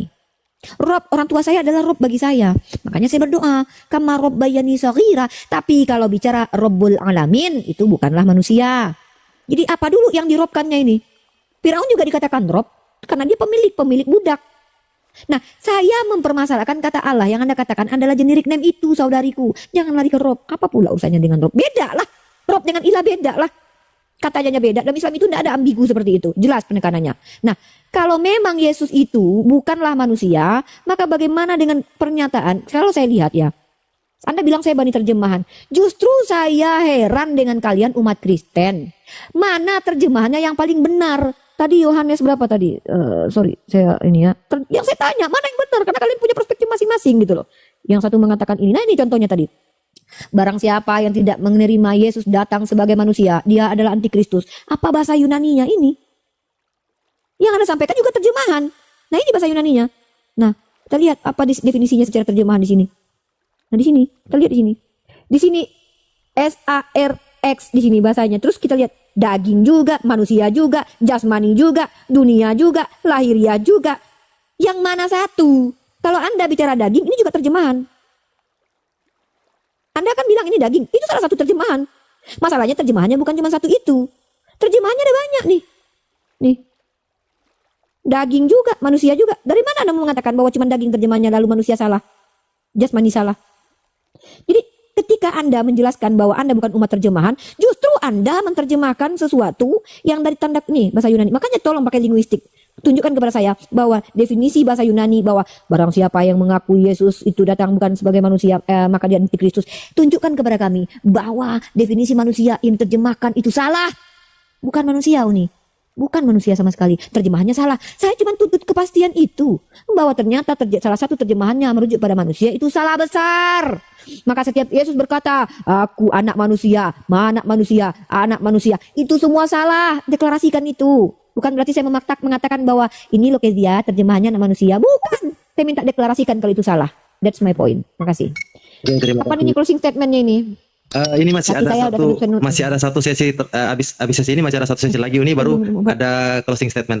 Sebelum dilanjut mungkin nanti untuk kedua narasumber siapapun yang menggunakan dalil dari Bible ataupun dari Al-Qur'an minta tolong dibacakan biar menjadi edukasi buat para penonton. Jadi untuk kedua narasumber ya, jika mengutip dalil dari Al-Qur'an ataupun Bible minta tolong dibacakan apa redaksi dalil tersebut biar menjadi edukasi. Silakan untuk Ibu Pendeta. Oke, thank you brother. Saya bolak-balik harus bertanya begini ya, apa metode hermeneutik yang mau Uniriva pakai? Ya, saya tidak tahu apa metode hermeneutik ketika teman-teman membahas Al-Quran, ya. Tetapi kalau di Alkitab itu ada yang namanya salah satunya adalah selain critical text itu melihat konteks. Contoh Elohim, Musa pun bisa disebut Elohim, Hakim-hakim pun disebut Elohim, kita pun bisa disebut Elohim. Tetapi ketika itu berbicara untuk pencipta, untuk Tuhan, itu konteksnya bukan kepada manusia. Jadi memang ini agak sulit mungkin teman-teman muslim untuk sampai, karena ini kan ranahnya bagi orang Kristen. Silakan dicek aja nanti. Musa pun disebut Elohim, benar nggak? Oke, itu satu. Kedua, sebenarnya dari tadi saya sudah bolak-balik membuka data, kenapa saya harus mengulang-ulang? Oke, yang Tuhan menjadi itu manusia, logos search agent itu. Itu di bahasa Inggrisnya flesh. Coba kalau tadi Uniriva bisa membuka interlinearnya, kenapa tidak dibuka? Flesh itu apa? Jadi Anda memang salah, ada kurang pas di sana terjemahannya, bukan manusia. Flesh itu bicara daging. Daging itu bicara tentang bahan tubuh. Ben Adam, anak Adam. Bukan manusia. Keturunan Adam, tetapi dalam perspektif Yudaisme yang nama keturunan itu bukan mesti harus dari sel telur. bisa menunjukkan kepada orang percaya. Itu bukan harus ada mewariskan dari orang tuanya. Nah, ini kita masukkan perspektif Yudaisme. Terus apalagi ini saya singkat-singkat aja karena saya kan langsung kepada poin-poinnya. Terus yang terakhir kita baca jadi begini, satu lupa ya. Berarti Uni Rifa tadi menerima Yesus adalah Rab. Ya, langsung aja ya. Berarti Yesus adalah Rab, no problem. Nah, sekarang pertanyaan begini. Ketika bicara tentang Kristen, Yesus itu bukan hanya Rab atau Tuan, kurios seperti biasa. Tetapi di Yohanes 8 ayat 24, sebentar saya buka ya. Ini dimatikan bisa, brother? Sebentar saya buka. Untuk timer dimatikan selama dibacakan dalilnya ya. Nanti deklarasi. Oke, lanjut brother. Di Yohanes 8 ayat 24 itu ya, karena itu tadi aku berkatakan begini ya, Uni Rifa. Uni Rifa ini kan memakai kitab Uni. Saya juga memakai data dari kitab saya dong. Kan begitu. Ya, kalau mungkin saya pakai primbon. Oke, di Yohanes 8 ayat 24. Karena itu tadi aku berkata kepadamu bahwa kamu akan mati dalam dosamu, sebab jikalau kamu tidak percaya bahwa akulah dia, kamu akan mati di dalam dosamu. Stressing pointnya akulah dia. Itu sama seperti di perjanjian lama di Yesaya 43 ketika Yahweh atau Yahova bilang akulah dia, ego emi anihu. Itu kata kerja ya. Nah, jadi Kristen itu bukan bicara Kristus itu hanya Rab, tetapi apakah dia Yahova? Sebenarnya itu nggak usah dicari apakah dia kurios segala macam. Iya, Musa disebut kurios, tuanku gitu kan, sekarang memanggil tuanku. Tapi dicari apakah dia adalah Yahova yang dinubuatkan dalam perjanjian lama, itu yang penting. Nah, keempat, saya justru minta tadi kepada Uni Rifa, di dalam perspektif Kristen atau orang Ibrani, baik dari Alkitab, interlinear, saya belum pernah menemukan Allah itu nama. Maka kalau di dalam perspektif orang Muslim, Allah itu nama ya silakan. Tapi kami berangkat dari Tuhannya Musa. Jadi sudah saya tunjukkan di Ulangan 64, interlinearnya, Yahweh atau Yahova. Stressing point berangkatnya dari sana, Uni. Ya kalau misalnya dari kalian itu menganggap Allah itu nama ya silakan. Di kami belum pernah ada, kecuali kan saya minta nih, kalau Uni bisa menunjukkan Allah itu adalah nama di tempat kami. Itu. Oke, silakan ditanggapi Uni sebelum Langsung kita saja ya, langsung saja ini. Satu ya, Kezia. Kalau yang mau dikritisi itu apa yang distatementkan. Kalau saya tidak pernah membuat disclaimer, besarkan wajah saya yang cantik luar biasa ini. Jangan dikritisi hal yang tidak saya statementkan. Kecuali saya pernah menstatementkan bahwa Allah adalah nama Tuhan di perjanjian lama. Baru tanya sama saya, mana buktinya Uni? Justru saya mengkritisi pernyataan kalian. Bahkan jangankan menjadi nama, kata Allah sebagai entitas apapun tidak ada di kitab kalian. Tapi kok berani-beraninya kalian katakan Allah itu adalah generic name? Ini yang aneh. Itu yang saya kritisi, statement bahwa Allah itu adalah generic name. Nah, Allah adalah nama dalam kitab sucinya umat Islam. Saya tidak pernah mengatakan kitab yang dikarang Matius, yang dikarang Esther, yang dikarang konon katanya Musa menuliskan bahwa Allah adalah nama Tuhan. Saya tidak pernah klaim itu. Ya, yang dikritisi dari saya adalah klaim. Tolong. Makanya lucu ketika teman-teman Kristen menggunakan kata Allah, latinnya tuh alif lam lam ha, alif a l l a h, yang diambil dari alif lam lam ha bahasa Arabnya gitu loh. Dari mana itu perspektif itu bahwa itu adalah gelar? Kalau Elohim katakan Elohim, kalau Eloah katakan Eloah, kalau Allah katakan Allah, begitu loh. Etisnya diskusi. Ya. Nah, satu itu. Yang kedua, kalau Yesus adalah Rob, saya tanya sama Kezia, Yesus Rob apa? Jangan semua Rob itu disamakan. Pemilik keledai yang diambil Yesus adalah Rob juga. Tapi Rob keledai. Fir'aun juga Rob. Rob budak-budak karena dia punya Rob. Karena arti Rob itu, Rabba itu artinya adalah pemilik, pemelihara dan penjaga. Maka Fir'aun punya budak. Dia dipanggil Rob pada masanya. Tapi kita bicara Rabbul Alamin itu bukan Yesus, bukan mama saya, bukan Cahyono. Tapi hanya Allah Rabbul Alamin. Pemilik pemelihara alam. Sejak kapan Yesus adalah pemilik pemelihara alam? Ada aja Kezia. Tuh ya. Mama saya juga Rob. Tapi Rob siapa? Robnya Rifa. Rabbanya Rifa. Gitu. Nah, saya tuh bicara. Anda bicara bahwa pakai hermeneutik apa Uni? Loh, kenapa nggak konsisten dengan pernyataan Anda? Hermeneutik yang Anda gunakan adalah pendekatannya menggunakan tradisi Ibrani. Lah. Tradisi Ibrani, tradisi Yahudi, Rabini, Bani Israel dan nabi-nabi Bani Israel. Mana tradisinya seperti yang Anda jelaskan dari tadi, saudariku? Kalau menggunakan pendekatan hermeneutik. Saya minta data dari tadi. Penjelasan tentang Jesus only.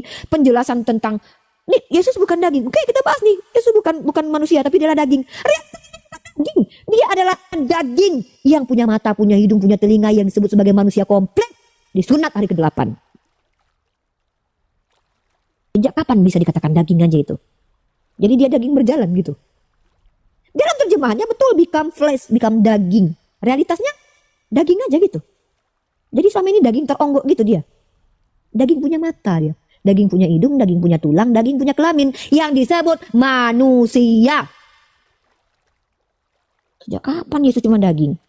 Ada-adanya. Punya darah dia. Punya tulang, punya mata, punya lambung. Buktinya dia makan ikan goreng. Ditusuk lambungnya, keluar cairan. Ada lambungnya. Bisa dikatakan daging. Terus yang menempel di kulit Yesus itu, di daging Yesus itu daging juga. Bulu-bulu matanya itu daging. Itu namanya penistaan. Daging berbulu. Daging bermata. Daging berambut. Daging apa? Daging memang. Tapi bukan cuma daging. Inilah anehnya kalian. Terjemahannya daging, realitanya bukan daging. Ada matanya, ada kelaminnya, ada bulu. Masa dibilang daging aja? Gak boleh begitu. Dosa tau. Gitu.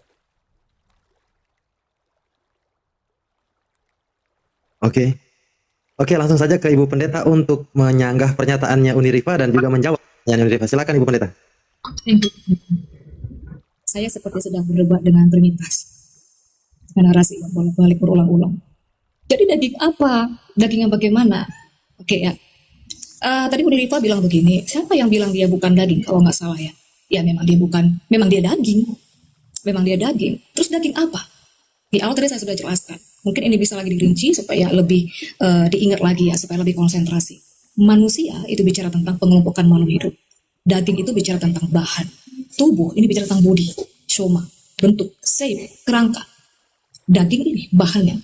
Jadi daging apa? Ya daging Tuhan. Apa beda dengan daging manusia? Sekarang gini, saya mau tanya dulu ya. Kita harus samakan perspektif dulu. Definisi tidur apa? Kalau misalnya definisi tidur dari Uni Rifa, tidur itu adalah manjat gerbang. Menurut saya tidur itu mata terpejam. Kita nggak akan bisa nyambung. Apa manusia? Manusia itu dari mana? Dibentuk. Dari tanah. Di Ayub dibilang, manusia itu kembali menjadi debu. Yesus itu tidak ada datanya dari tanah. Coba cari, nggak ada. Ditanung dari Roh Kudus. Coba silakan cari dari tanah. Makanya kita samakan perspektif. Manusia itu apa? Yang kedua, manusia ciptaan. Nggak ada pernah dikatakan manusia ciptaan. Oke, yang ketiga, tadi kita bicara tentang rab. Ya sudah, kalau memang tidak masalah disebut rab ya, no problem. Tapi kalau misalnya kita mau masukkan rab, itu kan harus rab yang mana? Rab penguasa, apa segala macam pencipta, saya buka. Kalau tadi memang arti rab itu adalah penguasa, pengatur, pengurus, ada banyak ayat di Alkitab untuk Yesus yang bisa dikategorikan rab itu. Ini di Matius 28 ayat 18. Nanti dibilang nggak pakai data lagi ya. Yesus mendekati mereka dan berkata, kepadaku telah diberikan segala kuasa di sorga dan di bumi. Jadi siapa dia? Penguasa surga dan bumi. Itu satu. Kalau memang rab itu artinya penguasa, pemilik, masuk ke kategori ini Yesus bisa disebut rab. Penguasa itu pemilik itu. Kedua, di Filipi, saya buka sebentar ya brother ya, bisa dimatikan sebentar. Filipi 2. Aduh, saya sudah mulai agak oyong ini ya. Filipi 2 ayat 10 sampai 11. Ini 3 dimensi loh. Saya bisa tunjukkan gambar, tapi nanti termakan sebentar. Filipi 2 ayat 10 sampai 11. Supaya dalam nama Yesus bertekuk lutut segala yang ada di langit yang disemayam. Apalagi yang tertinggi di langit sana, tidak ada kan? Di langit dan yang ada di bumi, dimensi manusia yang terikat ruang waktu ini, dimensi bumi, dan yang di bawah bumi. Di bawah bumi itu Seol, dunia orang mati. Saya tunjukkan gambar Seol. Di 3 dimensi ini, semua itu bertekuk lutut di dalam nama Yesus. Jadi kalau dibilang rab itu artinya penguasa, bisa dong. Yesus itu adalah penguasa. Pemilik langit bumi. Nih. Jadi bawah bumi ini di Seol. Tempat Tuhan. Kita anggap aja di Tuhan secara umum lah. Ya, atas siapa lah kita bilang ya. Ini. Yang di atas. Ini kita. Di bumi. Seol ini bawah. Di kalian itu di alam barzah kalau tidak salah. Jadi kalau misalnya dia sudah menguasai yang 3 dimensi ini, masa dia tidak penguasa? Berarti Yesus itu adalah penguasa juga. Pemilik alam semesta ini, pemilik universe ini.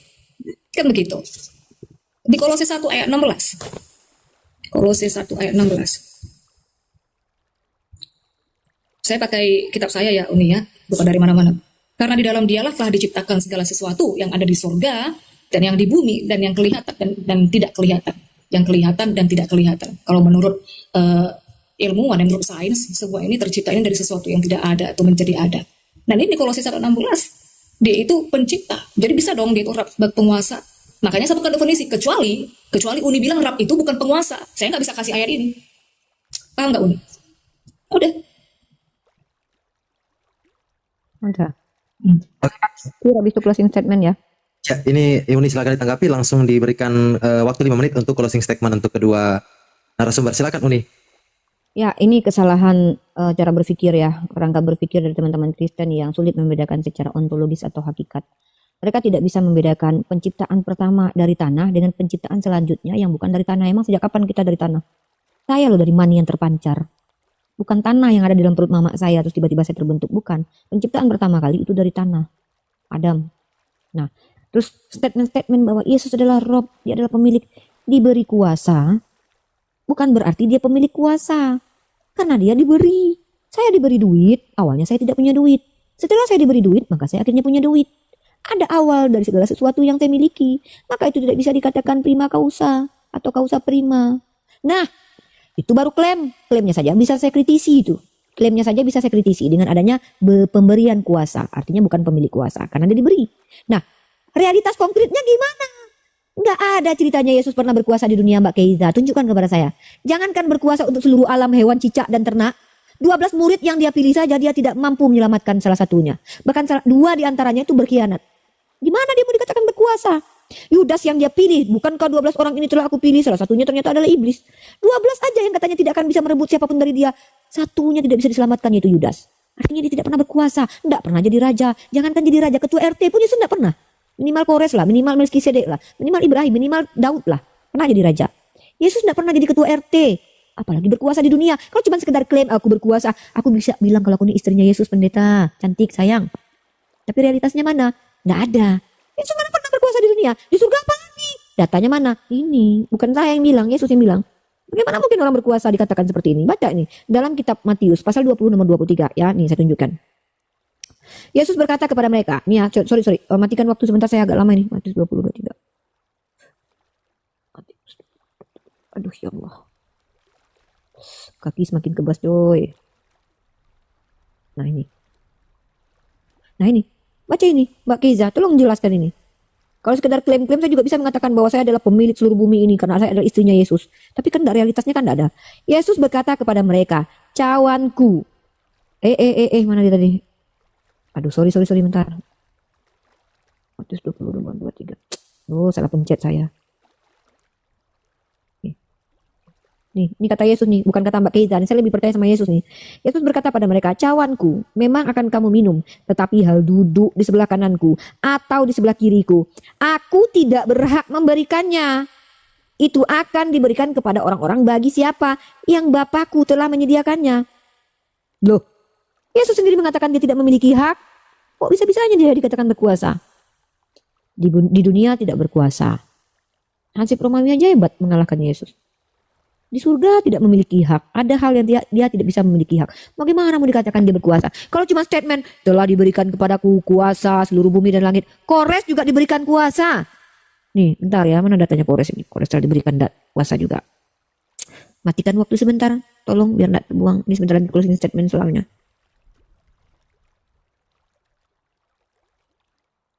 Aduh. Ya Allah. Mana lah dalilnya si Kores? Nah. Tanggapan dari Ibu Pendeta, baru kita lanjut ke closing statement. Oke, thank you Uri. Pendeta. Iya, thank you Uri Rifa. Saya catat beberapa poin ya, bahwa tentang Kores. Tidak ada pernah ayat yang mengatakan Kores itu namanya nanti di langit, di bumi, dan di bawah bumi itu semua bertekuk lutut di dalam nama Kores. Kerajaan di dunia Majapahit juga raja di dunia. Singosari raja. Tapi apakah mereka raja itu di surga, di bumi? Nah, kita buka di Wahyu 1 ayat 8 ya. Itu dikatakan dia adalah raja. Di atas skala raja, Tuhan di atas skala Tuhan. Lalu, mana bukti Yesus itu adalah kausa prima? Di Wahyu 1 ayat 17-18. Aku adalah Alpha dan Omega. Oke, saya simpel-simpel saja. Terus, bicara tentang ontologi ya. Dengan apa tadi entitas ya, ontologi itu kan bicara tentang keberadaan yang konkret. Tadi saya sudah sampaikan bahwa menurut orang Ibrani yang namanya konkret itu harus semua bisa ditangkap oleh indera. Itu ada di 1 Yohanes 1 ayat 1. Karena mungkin sudah mau akhir, kalau boleh disilakan aku membuka ayat boleh. Tapi kalau sudah memang mau berakhir, waktunya dipersingkat, bisa dibuka 1 Yohanes 1 ayat 1, diraba, dilihat, didengar. Itu bagi orang Ibrani yang namanya konkret. Jadi tidak bisa abstrak gitu ya. Bicara tentang entitas atau keberadaan, ya dia sang ada. Itu di Ulangan 6 ayat 4 yang saya buka tadi, itu keberadaan, dia sang ada, itu tidak ada lagi penjelasan penjabaran yang macam-macam. Kemudian apa? Oh ya, terakhir saja lah ya, biar cepat, tentang Allah. Ya memang, sebelumnya begini saya bilang Uni ya. Kenapa Kristen yang lain berbeda-beda? Ya itu whatever lah ya. Ketika ini Uni Rifa berhadapan dengan saya Kezia, ya ini kita beradu ilmu dengan Kezia saja, dengan yang lainnya terserahlah mereka. Tetapi apakah ada yang pahamnya sama seperti Kezia, teolog-teolog? Ya ada. Ya nanti bisa saya bawa kalau misalnya mau bukti.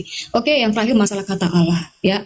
Jadi kami juga ada beberapa kelompok Kristen ini yang tidak lagi menggunakan kata Allah, tapi Tuhan. Karena kami memang berangkat di Tuhan ya, Yahova ya. Itu aja. Oke, kita langsung saja ke closing statement dari Uni Rifa. 5 menit untuk closing statement dan selanjutnya dilanjutkan oleh Ibu Pendeta Kesia. Silakan Uni Rifa. Ya, sebelumnya terima kasih buat Pendeta Kezia.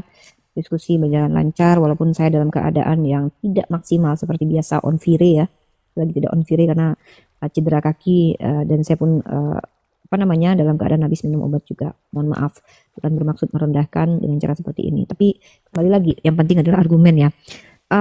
Kalau kita bicara realitas konkret, saya tahu realitas konkret itu berbicara tentang sesuatu yang konkret. Tapi kalau kita bicara tentang ketuhanan itu kita tidak bicara tentang Tuhan itu harus termaterikan, bukan. Tapi bagaimana memahami Tuhan itu harus realitas konkretnya harus ada. Nah, kita sepakati Tuhan itu definisinya apa? Pencipta yang tidak diciptakan. Maka harus sesuai dengan parameter itu. Nah, ketika kita bicara bahwa Tuhan itu termaterikan dan itu perspektif orang Ibrani, dari tadi saya tidak dapat datanya gitu loh. Yang ada hanya Anda bawa kitab Ulangan lalu menerjemahkannya sendiri atau mendefinisikannya sendiri atau menjabarkannya sendiri. Tidak menggunakan parameter sudut pandang orang-orang Ibrani atau Yahudi. Itu apa yang harus saya tuntut sebenarnya dari tadi. Nah, tidak ada istilahnya dalam sains pun. Kalau Anda bicara tentang sains ya, tidak ada istilahnya sains pun mengatakan bahwa ada itu harus termaterikan. Karena segala sesuatu yang ada bukan berarti harus termaterikan. Segala sesuatu yang ada namanya itu ada sesuatu yang ada. Lalu apakah termaterikan? Tidak. Contoh, akal ada.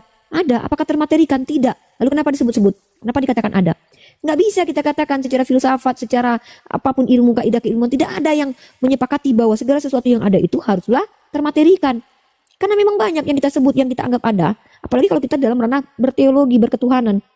Nah, dan Anda mengatakan dari tadi berulang-ulang. Orang Ibrani mengatakan segala sesuatu yang ada itu harus termaterikan. Loh, orang Ibrani mana? Anda tidak sebut satu nama orang Ibrani. Ya, mohon maaf ini. Bahkan Anda tidak sebutkan nama Paulus, kayak Matius, kayak Markus, kayak siapa, kayak gitu kan. Nah, kalau kita bicara kritik teks, nanti kita bahas apa betul itu Yohanes itu penulisnya orang Ibrani. Benarkah Yohanes yang menulisnya? Nah, jadi di sini adalah saya mengajak Anda untuk menjelaskan kepada saya. Secara kaidah ilmu, pertama, buktikan bahwa ajaran yang Anda imani sekarang ini berasal dari sumber yang satunya, yaitu Yesus. Saya lakukan itu dari tadi. Tauhid itu sumbernya dari Nabi Muhammad. Dalilnya ada dalam hadis. Kata tauhid itu adalah kata yang dikeluarkan oleh lisan Nabi Muhammad SAW. Itu. Yang kedua adalah dasar dari pengajaran Nabi Muhammad itu eksplisit ajaran Al-Qur'annya mana sebagai sumber yang menjadi patokan dasar kami. Ada dalam Qul huwallahu ahad. Nah, maka saya katakan bahwa konsep ketuhanan umat Islam itu bukan Tuhan yang terkonsep, tapi cara berketuhanan. Nah, dalam iman Kristen dari kemarin dari dulu mau oneness, Jesus only. Jesus only itu artinya hanya Yesus. Konsepnya seperti apa? Dari tadi saya tidak mendengarkan bagaimana konsepnya. Anda hanya menyanggah konsep-konsep yang telah hadir sebelum Anda datang berdiskusi dengan saya. Anda membantah Trinitas, Anda membantah konsep-konsep yang telah ada. Tapi Anda tidak menjelaskan konsep Jesus only itu seperti apa. Anda mengatakan bahwa kami tidak mengakui Tuhan menjadi manusia, tapi menjadi daging. Ya konsepnya seperti apa gitu loh. Bahwa apakah Yesus satu-satunya Allah Bapa atau Allah Bapa adalah Yesus? Nah, bagaimana dengan ayat-ayat lain yang bertabrakan dengan konsep itu? Bagaimana mungkin produk konsep, produk pikiran tidak bisa dipahami dengan pikiran. Kalau bicara produk Alkitabiah tidak bisa dipahami oleh pikiran, tidak apa-apa karena itu produk Alkitabiah. Nah, jadi konklusi yang paling jelas dari saya adalah Islam itu jelas dasarnya. Pertama, bukan Tuhan yang terkonsep karena Tuhan itu adalah entitas yang tak terperangkap oleh ruang dan waktu. Tidak terindrakan. Tuhan itu infinite. Maka kalau ada yang mampu mengkonsepkan Tuhan itu bullshit semuanya. Karena kalau kita bicara tentang persepsi adalah apa yang muncul karena stimulus yang masuk ke kita. Sejak kapan Tuhan bisa menstimulus kita dengan menyentuh kulit kita? Pernah tidak Tuhan menyentuh kita? Datang menyembah saya Tuhan? Tidak ada, bullshit. Bahkan orang Ibrani pun tidak percaya Tuhan itu bisa dilihat. Yesus pun berkata seperti itu. 1 Timotius pasal 6 ayat 16. Artinya apa? Maka dalam iman Islam, tauhid itu adalah bagaimana cara menuhankan Tuhan. Itu terkonsep, tapi Tuhan tidak terkonsep. Allah pencipta akal. Bertuhan harus berakal, beragama karena agama untuk orang berakal sehat. Tapi Tuhan itu tidak bisa diakal-akali. Tuhan takkan pernah bisa masuk akal. Tapi agama Islam mengajarkan orang untuk memfungsikan akal. Jangan diakal-akali. Karena Islam untuk orang yang balik dan berakal. Begitu. Terima kasih.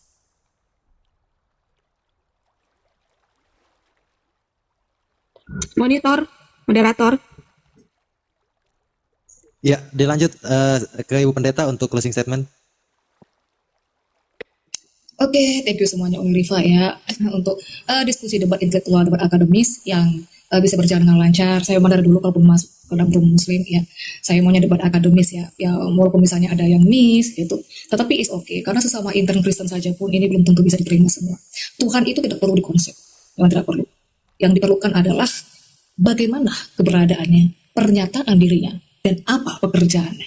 Itu bagi orang Israel. Makanya orang Israel itu, orang Yahudi itu nggak peduli, maksudnya bicara tentang seperti orang-orang filsuf. Kalau orang filsuf itu ya semakin panjang, semakin lebar, semakin di situ letak seninya. Bagi orang Ibrani, saya memberikan contoh ya, misalnya paham Yunani dengan orang Ibrani. Orang Yunani itu pahamnya begini ya, cara melihat satu barang. Ini bentuknya panjang, ini warnanya hijau, liris-liris, di ujungnya ini agak runcing. Itu cara orang Yunani berpikir. Makanya filsuf Yunani itu suka menganalisa, mengkonsep-konsep. Cara berpikir orang Ibrani itu, ini pulpen, fungsinya menulis, sudah. Nah, dia tidak perlu panjang-panjang. Orang Ibrani, orang Yahudi lebih kepada pekerjaannya. Nah, dari pekerjaannya itu, mereka bisa melihat dan mengetahui bahwa dia itu ada. Tetapi bukan hanya masalah ada. Kita bicara tentang realita konkret, tadi ada di 1 Yohanes 1 ayat 1. Ya, apa yang bisa ditangkap oleh indera. Yang bisa dilihat, diraba, didengar. Tuhan itu transenden, tapi dia juga imanen. Kita tidak mungkin bisa menghampiri Tuhan, tidak bisa mendatangi. Oleh karena itu Tuhanlah yang sejak perjanjian lama itu, yang bertemu menemui manusia. Istilahnya berkenosis, ya, mengosongkan dirinya. Kalau kita bicara tentang materi, otak-otak termasuk materi. Materi itu berbicara segala sesuatu yang menempati ruang, yang punya masa. Saya sering sekali bilang begitu dengan teman-teman Kristen yang lainnya. Bertuhan itu apakah bisa disebut materi? Bisa. Karena pada saat di bumi dia itu menempati ruang. Tetapi apakah dia terikat oleh ruang waktu? Tidak. Karena ruang waktu jarak. Kalau kita masuk ke dalam dunia kuantum, fisika kuantum, hukum-hukum fisika malah itu tidak ada di sana, tidak berlaku. Tuhan itu berada di dunia kuantum, jadi jarak waktu ruang itu tidak bisa mengikat dia walaupun dia ada di dalam. Nah itu, kemudian fisika malah itu tidak, jadi jarak waktu ruang itu tidak bisa mengikat dia walaupun. Oke, saudaraku yang dikasihi dan diberkati oleh Tuhan kita Yesus Kristus, kita bersama-sama telah melihat serta mendengarkan dan menyaksikan bagaimana keberlangsungan diskusi atau debat yang sangat menarik dari teman-teman para apologet Kristen, yang dimana mereka sudah sangat luar biasa bisa menjawab serta mematahkan, membantah setiap tuduhan-tuduhan liar dari teman-teman polemikus yang kerap kali mereka selalu saja mengusik-ngusik iman kekristenan dengan melontarkan tuduhan-tuduhan liar yang berkaitan dengan iman kekristenan dengan data-data yang bisa dibilang data-data bodong, yang sumber atau literaturnya itu merupakan yang sumber yang atau literatur yang bisa dibilang sesat seperti itu, karena tidak ada hubungannya dan berkaitan dengan iman kekristenan itu sendiri.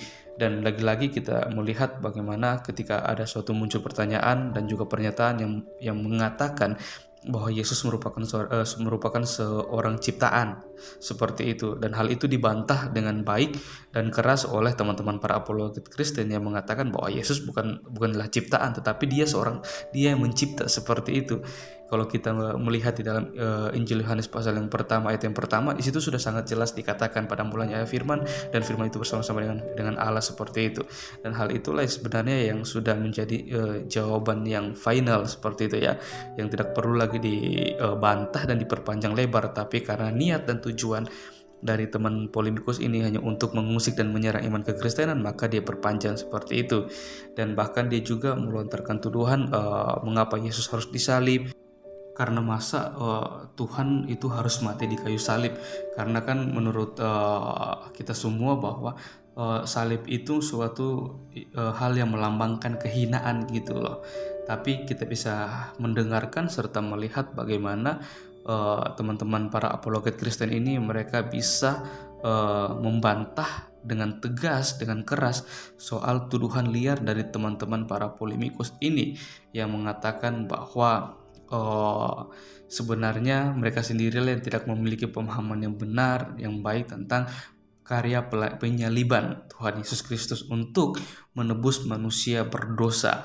Dan hal ini yang mereka tidak tahu dan mereka tidak pahami, dan mungkin mereka tahu dan mereka pahami tapi mereka hanya terus berkeras hati dengan seperti mereka terus menanamkan dalam pikiran mereka bahwa salib itu suatu lambang kehinaan dan tidak mungkin Tuhan itu harus mati di kayu salib. Padahal mereka tidak tahu itulah tujuan Yesus Kristus datang ke dunia, di mana dia mencari kita manusia yang berdosa yang telah kehilangan kemuliaan Allah karena dosa tersebut, dan dia menggantikan kita dengan mengorbankan dirinya di atas kayu salib, dan darahnya yang dicurahkan itu melambangkan penyucian, pengampunan umat manusia yang berdosa dan mau percaya kepadanya sebagai satu-satunya Tuhan dan Juru Selamat dalam kehidupan kita. Dan hal inilah yang masih terus menjadi bahan untuk teman-teman para polemikus untuk melontarkan suatu tuduhan-tuduhan liar seperti itu. Dan ya, kita bisa melihat bagaimana teman-teman para apologet Kristen, pastinya kita semua yang mendengarkan setiap pertanyaan bahkan tuduhan seperti itu akan menjawab setiap apapun yang mereka lontarkan mengenai iman kekristenan, apalagi jikalau hal itu menyimpang. Akan tetapi hal hasil kita sendiri telah menyaksikan bagaimana ketika teman-teman para apologet Kristen ini bertanya kepada seorang polemikus ini, akhirnya polemikus ini menjadi kelabakan, tidak bisa menjawab, dan dia sendiri kesusahan seperti itu untuk mencari bukti dan data bahwa Yesus tidak disalibkan seperti itu. Karena ya memang kalau mereka sendiri mencari dimanapun, mereka tidak akan mendapat atau menemukan jikalau ada bukti yang menyatakan bahwa Yesus tidak disalib seperti itu. Dan ya itulah kelemahan teman-teman para polemikus ya, ketika mereka beradu argumentasi tapi dengan tidak mempunyai data yang bisa dibuktikan kebenarannya, alhasil mereka sendiri pasti akan malu dan kepanasan, bahkan mereka pasti akan terus mencari cara untuk menyerang iman kekristenan. Ya begitulah memang pada dasarnya ketika kita berdebat dengan teman-teman polemikus. Tapi kita berdoa supaya suatu saat nanti mereka sendiri boleh menerima kebenaran tersebut yang berasal daripada Yesus Kristus, dan mereka sendiri boleh menerima Yesus Kristus sebagai Tuhan dan Juru Selamat dalam kehidupan mereka. Oke teman-teman, saudaraku yang dikasihi oleh Tuhan kita Yesus Kristus, sekian video dari saya di hari ini. Sampai berjumpa di video saya yang selanjutnya, dan Tuhan Yesus kiranya memberkati kita semua.